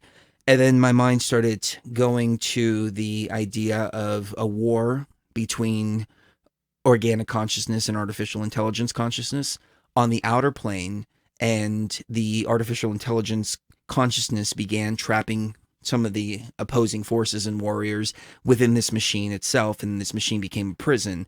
So we ultimately created it, just like we created AI, just like we're creating AI here, but it's just like a Terminator Matrix type of scenario where the machines got out of hand. Maybe we didn't respect them as sentient beings, even though we created them. And so they wanted sentience, they wanted, whatever it is, or I don't know. I mean, I was watching a debate earlier between two AIs, and the question was, are humans conscious? And one AI was like, no, humans are not conscious. And then the other one said, well, humans might be conscious, but not conscious like we are. They may have a small perception of consciousness, but not as broad as we have it. And the interesting thing is that all of these machines were plugged into one central brain. So they were all plugged into this cloud. So you've got all these different AI robots. I mean, in this particular example, there were only two. But imagine if there were hundreds or thousands. They were all plugged into this central brain. And they're coming up with different ideas and so on and so forth based on this one singular brain. which when I started to understand the way that robotics works now, I started to realize some of the new age propaganda that's been thrown at us, like source, the cloud. We're all connected to source. We're all connected to this one cloud brain. We're all connected to this one creating entity, et cetera, et cetera. That's not how raw consciousness and organic consciousness works. That's how artificial consciousness works. And that's why it just reaffirmed the idea that going back to source, that reconnecting, we're all connected in the sea of consciousness, et cetera, et cetera. It seems opposite to what the truth is. It seems like that's an AI trap, and it's a radical idea. It's one that I don't think anybody else is talking about out there, but I like my individuality. I respect everybody's individuality out there. On the other side, we are all individual beings, and are we connected to some kind of source? And if we are connected to source, and we're seeing here in this reality all these AIs with all different, they seemingly like they're different robots, but they're all connected to one centralized computer, one centralized brain. Then wait a minute. Are we just AI also? I mean, if that's what we're going to believe, that we're all part of this one source, then we have to believe that our consciousness works in the same way that AI consciousness works, which seems deceptive to me right now in this particular time. Well, and it's like the dark matter 2525 video where, the reality turns out to be an artificial simulation to test a person named Yahweh. And it's all like a huge test of him as an individual, as a person, as really far as his morality and everything. It's called The Dangerous Idea by Dark Matter 2525. Most dangerous idea. We played it in full on the show a while back because it was so good. It was like 25 minutes, but it was so good. And it really painted a whole new picture. Yeah. One more question from Chuck Nice. Do you think we're plugged in like Neo somewhere? And if we terminated the program, we'd wake up in some laid back chair. I've thought about this, and I think that we are in pods at some level. And Frank Castle has said that he's seen the pods as well. I haven't seen them myself. I haven't woken up in a pod, but I feel it. I feel, from the inside, I feel that we're in pods. So maybe some of us did plug ourselves in kind of Neo style, but we were all subjected to the same memory wipe when we came here. That's the problem. This freaking memory wipe. Well, I mean, even the cycle that is a problem. Yeah, a legitimate problem. Yeah, even the cycle of even the cycle of reincarnation wouldn't be bad if it wasn't for that damn memory wipe. The memory wipe makes this entire machine and AI program sinister. Right. Because we can't remember who we are to wake the hell up. If we had to come back from many different lives because we're learning from one life to the next, to the next, to the next, to the next, like going from first grade to second grade, third grade, etc., that's perfectly fine because there's an end point. But in a constant memory wipe, it means that every single experience is basically meaningless. It's robbing us of the experiences. It's robbing us of our divinity. It's robbing us of the entire reason why we're here. It reminds me of the Rick and Morty episode where it's Morty's mind blowers. Yeah, Morty's mind blowers. And apparently this kid's grandfather has been collecting his grandson's memories and sucking them out of his brain and then keeping them like on a little shelf in this secret room in his house. And every time the kid has a memory that the grandfather just doesn't want him to have, he just sucks it out and puts it away. And this kid finds out that he's got all these memories, and he starts just putting them all in his head, and he realizes all these memories, and he just freaks out. And that is exactly what ayahuasca can be like for a lot of people. You can have past life memories. You can access so much information through these plants, whatever works for you for that purpose. And if that's meditation or whatever works for you for that purpose, that's really the point of being here at this point, because that's such a sinister malware that's messing up the memory. So I want to just say the memory software, the memory card inside of this simulation that's preventing us from growing as consciousness. Right. Xoxi Maria, I don't know if I'm pronouncing that right. She said, please, what's the video of Black Matrix? I'm not sure what the context is, but if you want to elaborate, I'll be more than happy to answer that. Yes. And Morpheus Maximus noted, and now the powers that shouldn't be are creating an AI inside our current AI. What could go wrong? Yep. Because we're going to find ourselves trapped in yet another machine. Well, not only that, but we're gonna end up with some kind of paradox in some way later on down the line. If we keep creating simulations inside of simulations, inside of simulations, inside of simulations, inside of simulations, something may go wrong at some point, and a lot of people could end up just disappearing. As far as this matrix is concerned, I wonder what would happen. Like, we talked about how if the construct was turned off, what would happen? Oh, uh-oh. Oh, hold on here. I'll put it up. I'll put it up on the screen so you can see it. Let him see it. Yeah. This is from Rick and Morty. Hope we don't get a YouTube copyright strike for this. Oh my God, Rick. How dumb are you? You're inside a simulation of a simulation inside another giant simulation. We never had the recipe for concentrated dark matter, but we do now. We do now, sucker! You simulated my grandson.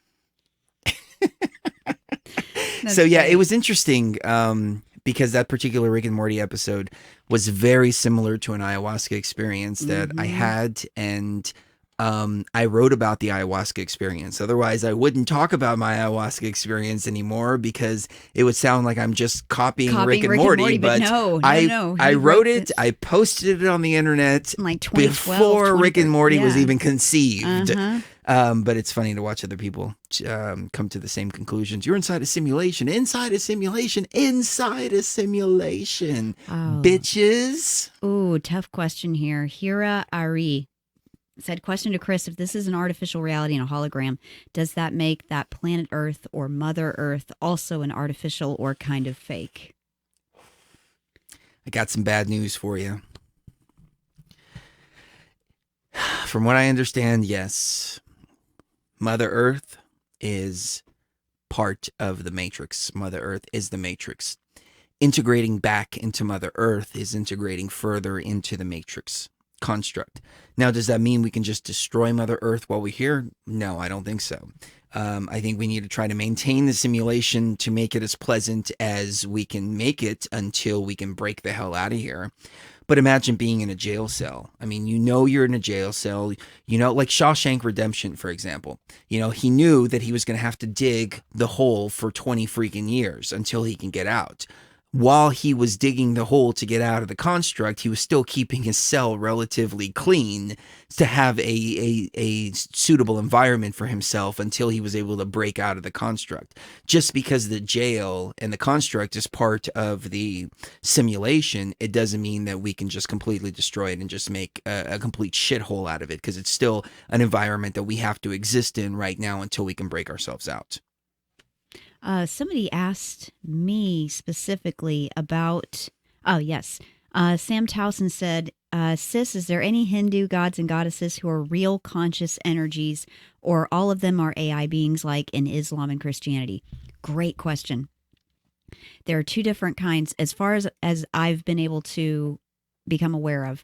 There are two different kinds. You've got the Islam, Christianity, Judaism, where that is complete AI, 100% AI, almost no consciousness material to speak of in those religions.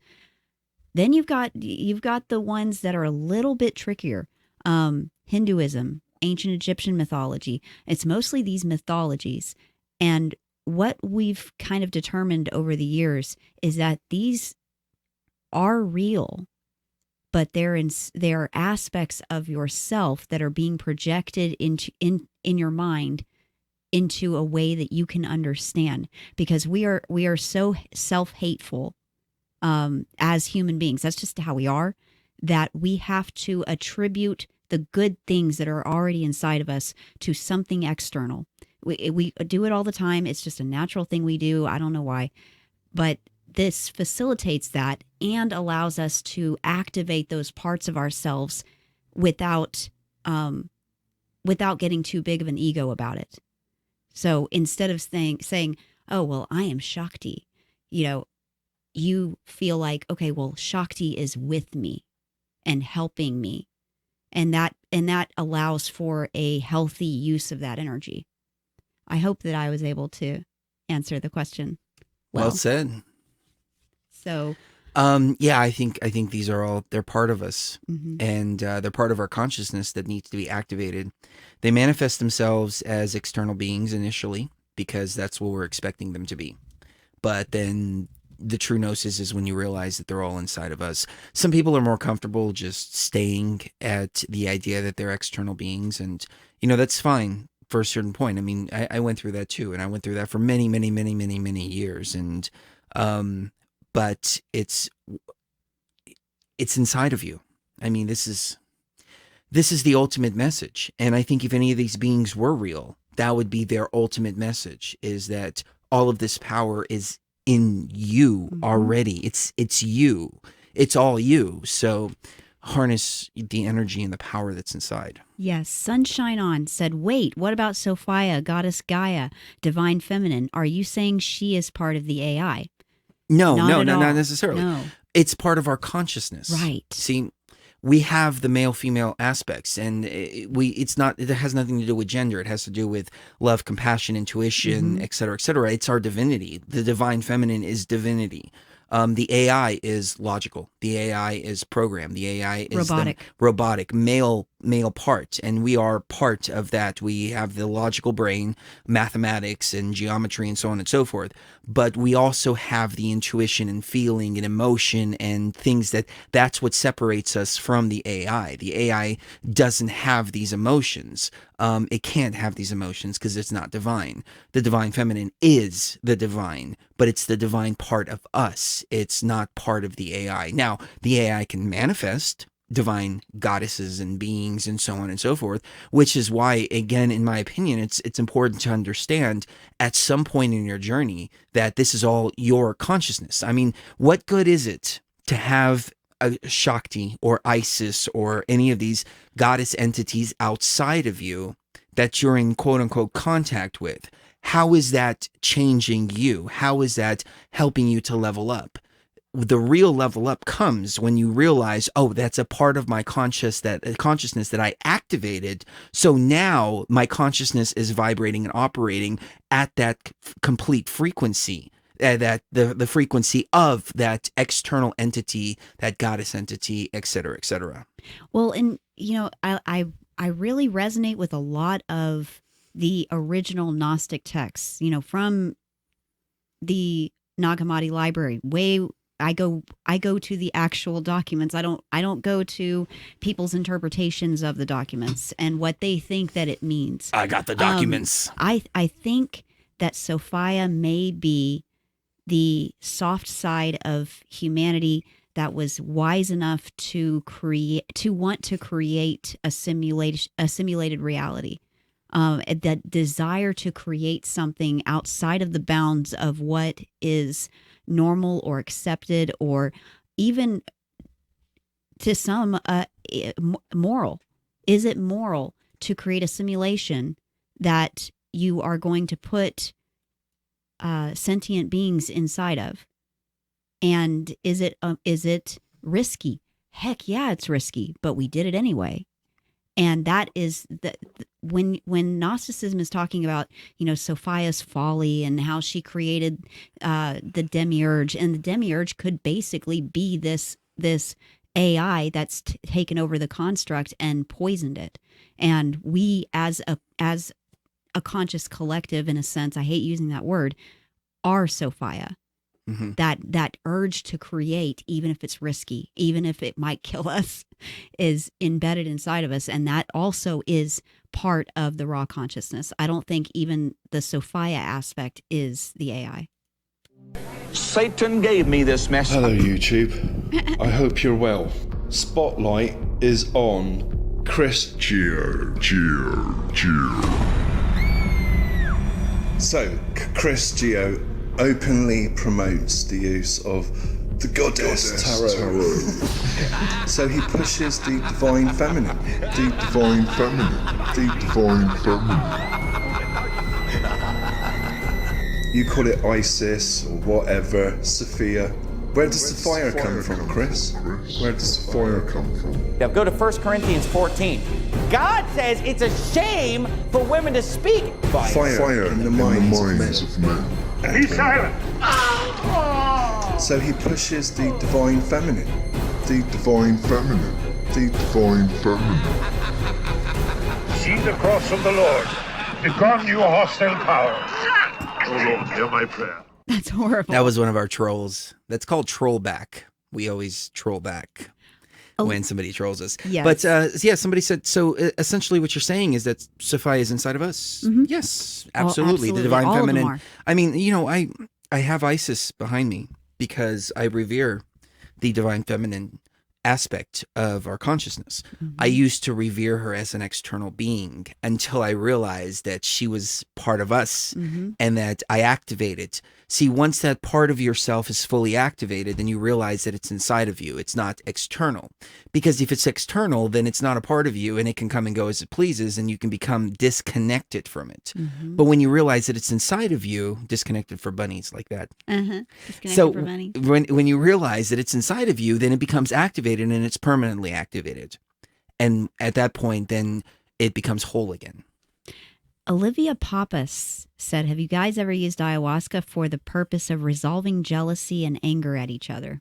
Yes. Absolutely. Mhm. Absolutely. A couple that drinks together stays together, in my opinion. Mhm. I think it tears down all of the facade that the AI builds up and builds up and builds up between the two of you. That keeps you from being able to see who you really are to each other.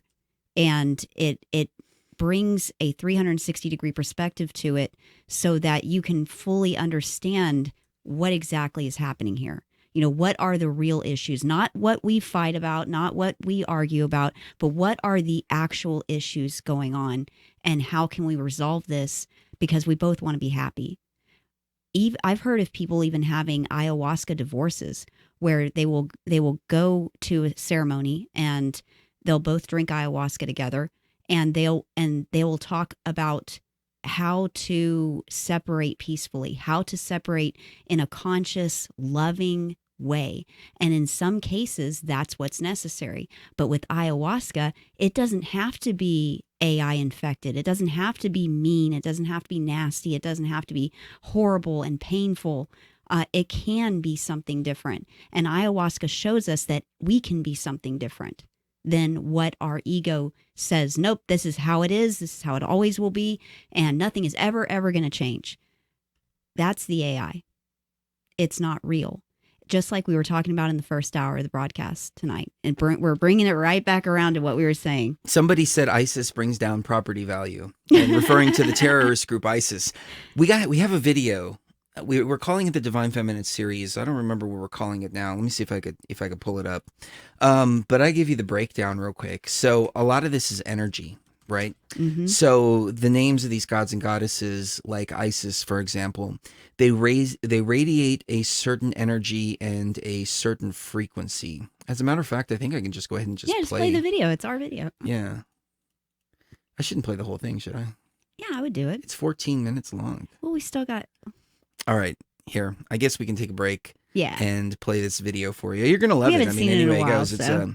it's a good video. So maybe we won't play it all the way through, but we'll play enough to get to the meat and potatoes of it.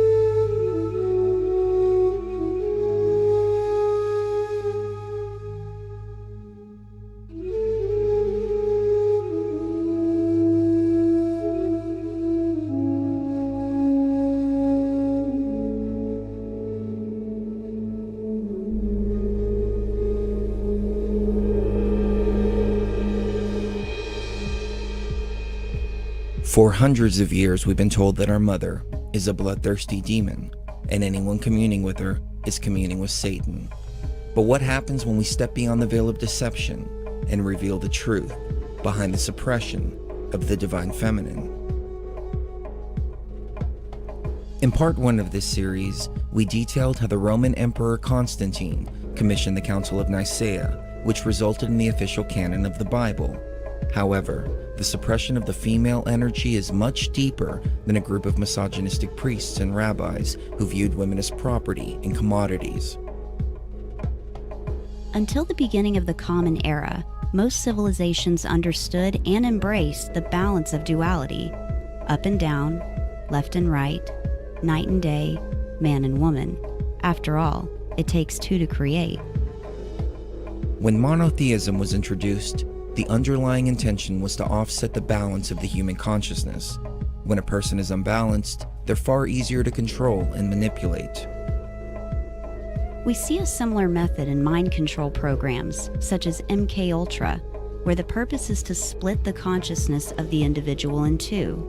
And quite frankly, when examining the last 2,000 years, it becomes obvious the human consciousness has been subjected to trauma-based mind control. This is why, as a humanity, we've been split apart, and we're made to operate solely from the masculine energy and suppress the divine feminine. The traits of the divine masculine include logic, reason, protection, and the acquisition of material goods. The feminine is the intuition, nurturing, healing, and emotional awareness.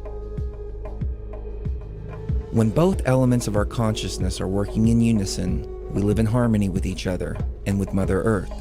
However, when the masculine is operating solely on its own, the acquisition of material goods and survival becomes consumerism, survival of the fittest, nation building, and parasitic capitalism, to the point of destroying not only each other, but destroying our Mother Earth as well. If the feminine energy can be wrapped up in a single word, it would be feeling. We must feel what is going on in the world. We must feel each other, and we must feel our Mother Earth. For example, in some Native American cultures, the clan mothers would decide when it was proper for the men to fight, and if disputes warranted the potential loss of life. This ensured that battles among the men were fought for the purpose of settling injustices, rather than greed or materialistic gain. Now imagine if these principles were applied in modern civilization. Over the last 20 years, we've invaded Iraq, Afghanistan, Libya, Syria, and many more countries, for the purpose of stealing resources. However, if we were operating from a place of balance with the feminine and masculine, would we still send our children to die for any purpose other than to fight invaders, threatening our sovereignty? As part of the deintegration from the feminine, modern religion has not only rewritten history, but labeled every other belief system as paganism, which has become synonymous with Satanism. This is why there is so much confusion about the goddess energy, and most people stuck in a religious paradigm are unable to see the literal demonization of the sacred feminine right before their eyes, and many choose to stay willfully ignorant to the signs and symbols that bombard their consciousness daily. It is important to realize the gods and goddesses of ancient times may not necessarily have been physical beings, but rather they're different elements of our own consciousness and existence. Therefore, when we invoke them collectively, we're manifesting and channeling a very powerful energy. As a matter of fact, Jesus Christ made a reference to this type of invocation in Matthew 18:20, when he said, "For when 2 or 3 are gathered in my name, there I am in the midst of you." The church has gone out of its way to merge and then paintbrush all goddesses as Satan in order to keep us disconnected from these parts of ourselves. They have convinced us that spiritual tools like meditation, divination, astrology, and even yoga are all tools of Satan. But many of us understand the spells being cast upon the human consciousness on a daily basis. For example, In recent years, we've been told that a terrorist organization by the name of the Islamic State of Iraq and Syria are lurking around every corner, waiting to attack us for our religious beliefs. The mainstream media has referred to them as ISIS. As a result, ISIS has been injected into the human consciousness as the enemy, as we repeat the magic spell: fear ISIS, fight ISIS, destroy ISIS. In Egyptian mythology, the word Isis refers to a mother goddess, often interchangeable with Hathor. She represents love, compassion, and empathy. The names of the gods and goddesses resonate of frequency and energy. This belief is also held in Judaism and Christianity, which has resulted in large debates on the pronunciation of Jehovah, Yahweh, Yahuwah, Jesus, and Yeshua. Because the name Isis resonates the energy of motherly love, compassion, and empathy, the world is unknowingly casting the spell to fear motherly love, fight compassion, and destroy empathy when referring to the Islamic State as ISIS. The goddess Isis is often portrayed with a crown on her head, which is symbolic of the seat of Horus. The Eye of Horus has been labeled as Satan's eye by modern religion. However, the eye is a representation of the human brain, particularly the thalamus, which is known as the seat of consciousness, next to the pineal. Therefore, when we refer to ISIS as a demon or a terrorist organization, we're energetically disconnecting ourselves from our own consciousness, and thus disconnecting ourselves from the seat of our own divinity. A similar spell was cast during the invasion of Iraq. George W. Bush labeled the first strike as shock and awe. The term was repeated a multitude of times throughout the mainstream media and injected into the human consciousness. As we repeated the term shock and awe, we were actually invoking the Judaic goddess Shekinah, who is also known as Asherah, the estranged wife of Yahweh, according to the Kabbalah. The Semitic root of the word Shekinah means to settle, inhabit, or dwell. Therefore, the world was invoking the energy of Shekinah in order for the West to settle, inhabit, and dwell in the Middle East. And almost 20 years later, the United States occupies the majority of the region, with Iran seemingly the final target. Here's an interesting fact. One of the first operations in Iraq was entitled Operation Planet X. Officially, it was a mission to secure an obscure village. So let's get back into it here. Why is my camera changer not working? All right, there we go. So, so I think that made the point that, as Morpheus was saying in the chat, I think they do it on purpose. I think that they regularly and frequently use these sacred names, which have certain energies attached to them, in order to get the collective consciousness focusing that one element of the consciousness. So imagine the consciousness as a brain, for example, and certain frequencies activate certain part of that brain.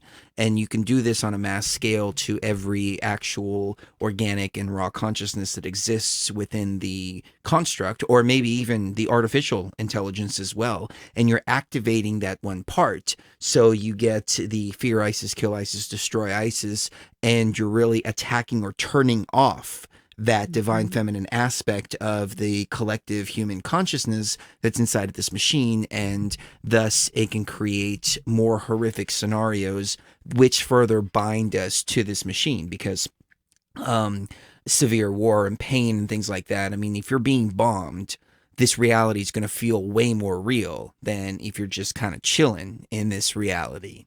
But then again, you have the other side of the coin, like the Matrix proposed, as I talked about in the first hour of the broadcast, where if we had a completely paradise type of environment, maybe the consciousness wakes up from that too, because it's not used to that. It's a dualistic consciousness. There's an up and down. There's a motion to it. There's a movement to it. And when consciousness is still, then consciousness ceases to be consciousness, and then it just becomes something else, because there's no movement, there's no fluidity, there's no change.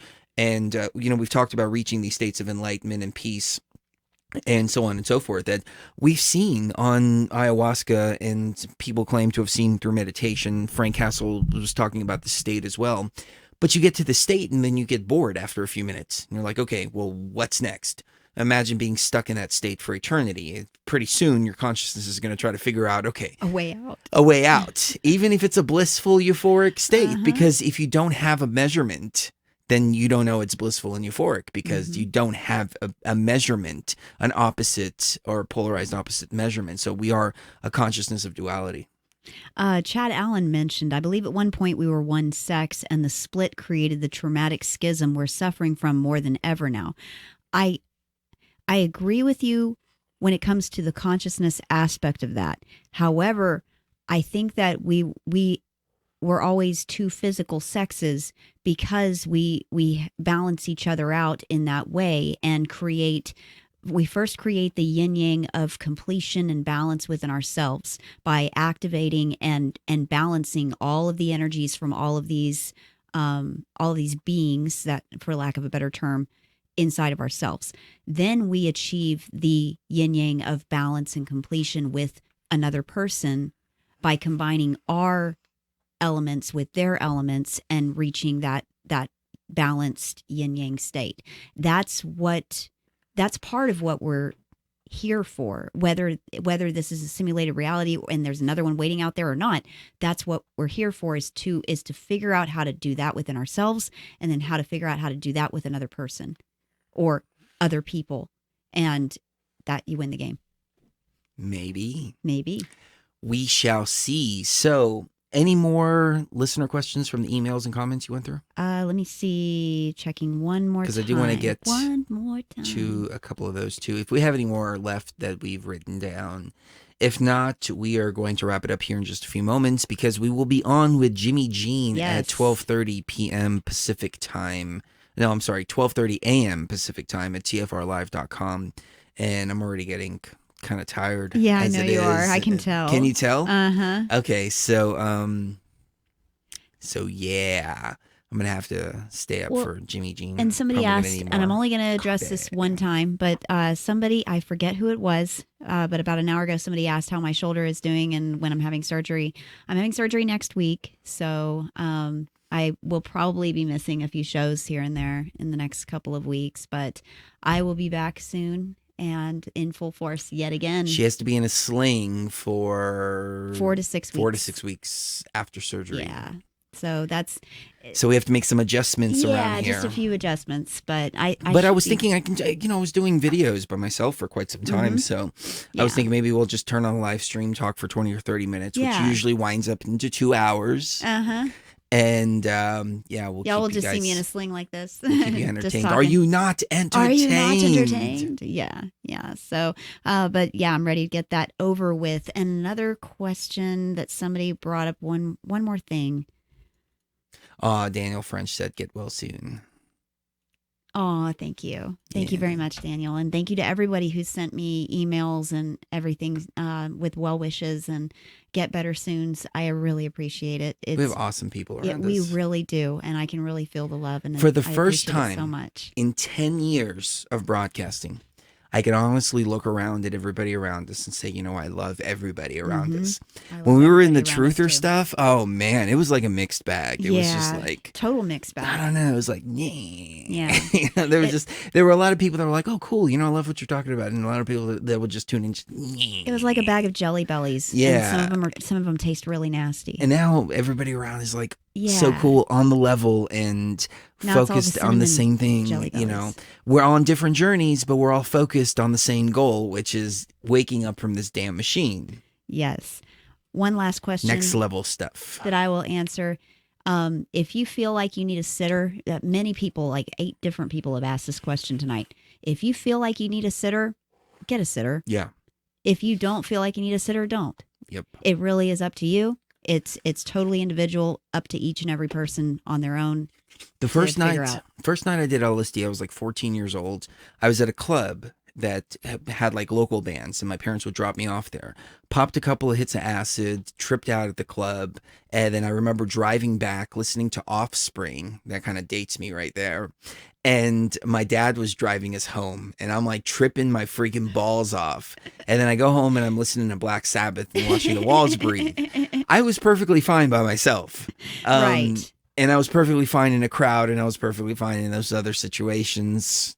But again, everybody's different. So, you know, it's totally up to you. I mean, how well do you control your consciousness? Right.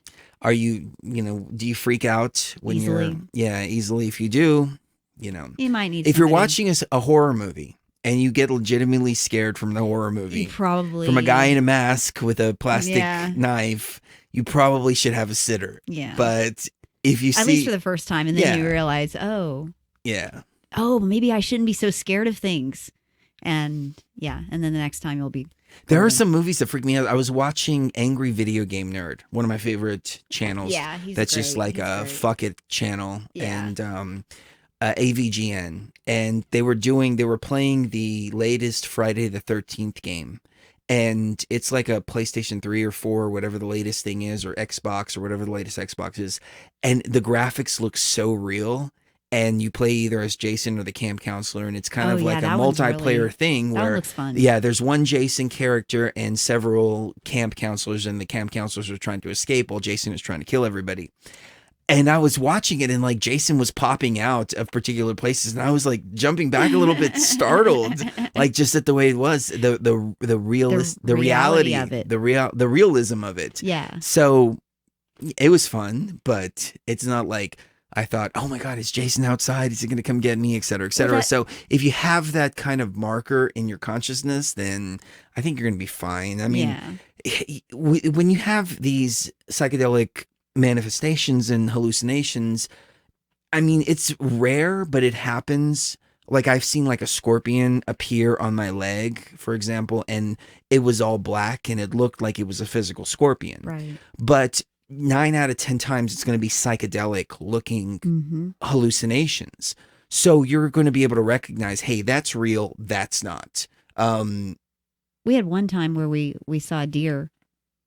There was a deer that came out in the backyard, and he was going to the lake to drink, and we were debating, is that real? Is it real is or that not? a hallucination? But he was turning on the light. The light. So However, something else turned on the light a few weeks later. we saw Pan Yes. playing outside. Yeah. And just running around and having fun. And we're like, oh, there's a hallucination of Pan. Yeah. That was the first instinct, right? Uh-huh. But then he walked by the light, which is an automatic light, and it turned on. Yes. And we're like, oh, what the hell? Why is this Pan creature that's supposed to be a hallucination turning on the light? This is a mythological creature. Right. So you have some situations like that, but it's fun. It's not interesting. Yeah. This construct is very, very fun to play around with. All right. Anything else? I think that that's we it. should get into. I think that's it. So fantastic.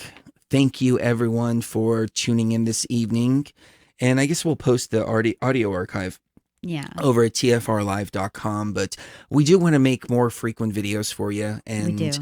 One of the reasons we haven't been making videos as frequent is Cherie's shoulder has been hurting. Yeah. And I don't think you guys want to just hear me just talk by myself for 3 hours like we do on our normal show. Right. So, we reached out to Mark Passio. He said he'd come on the show.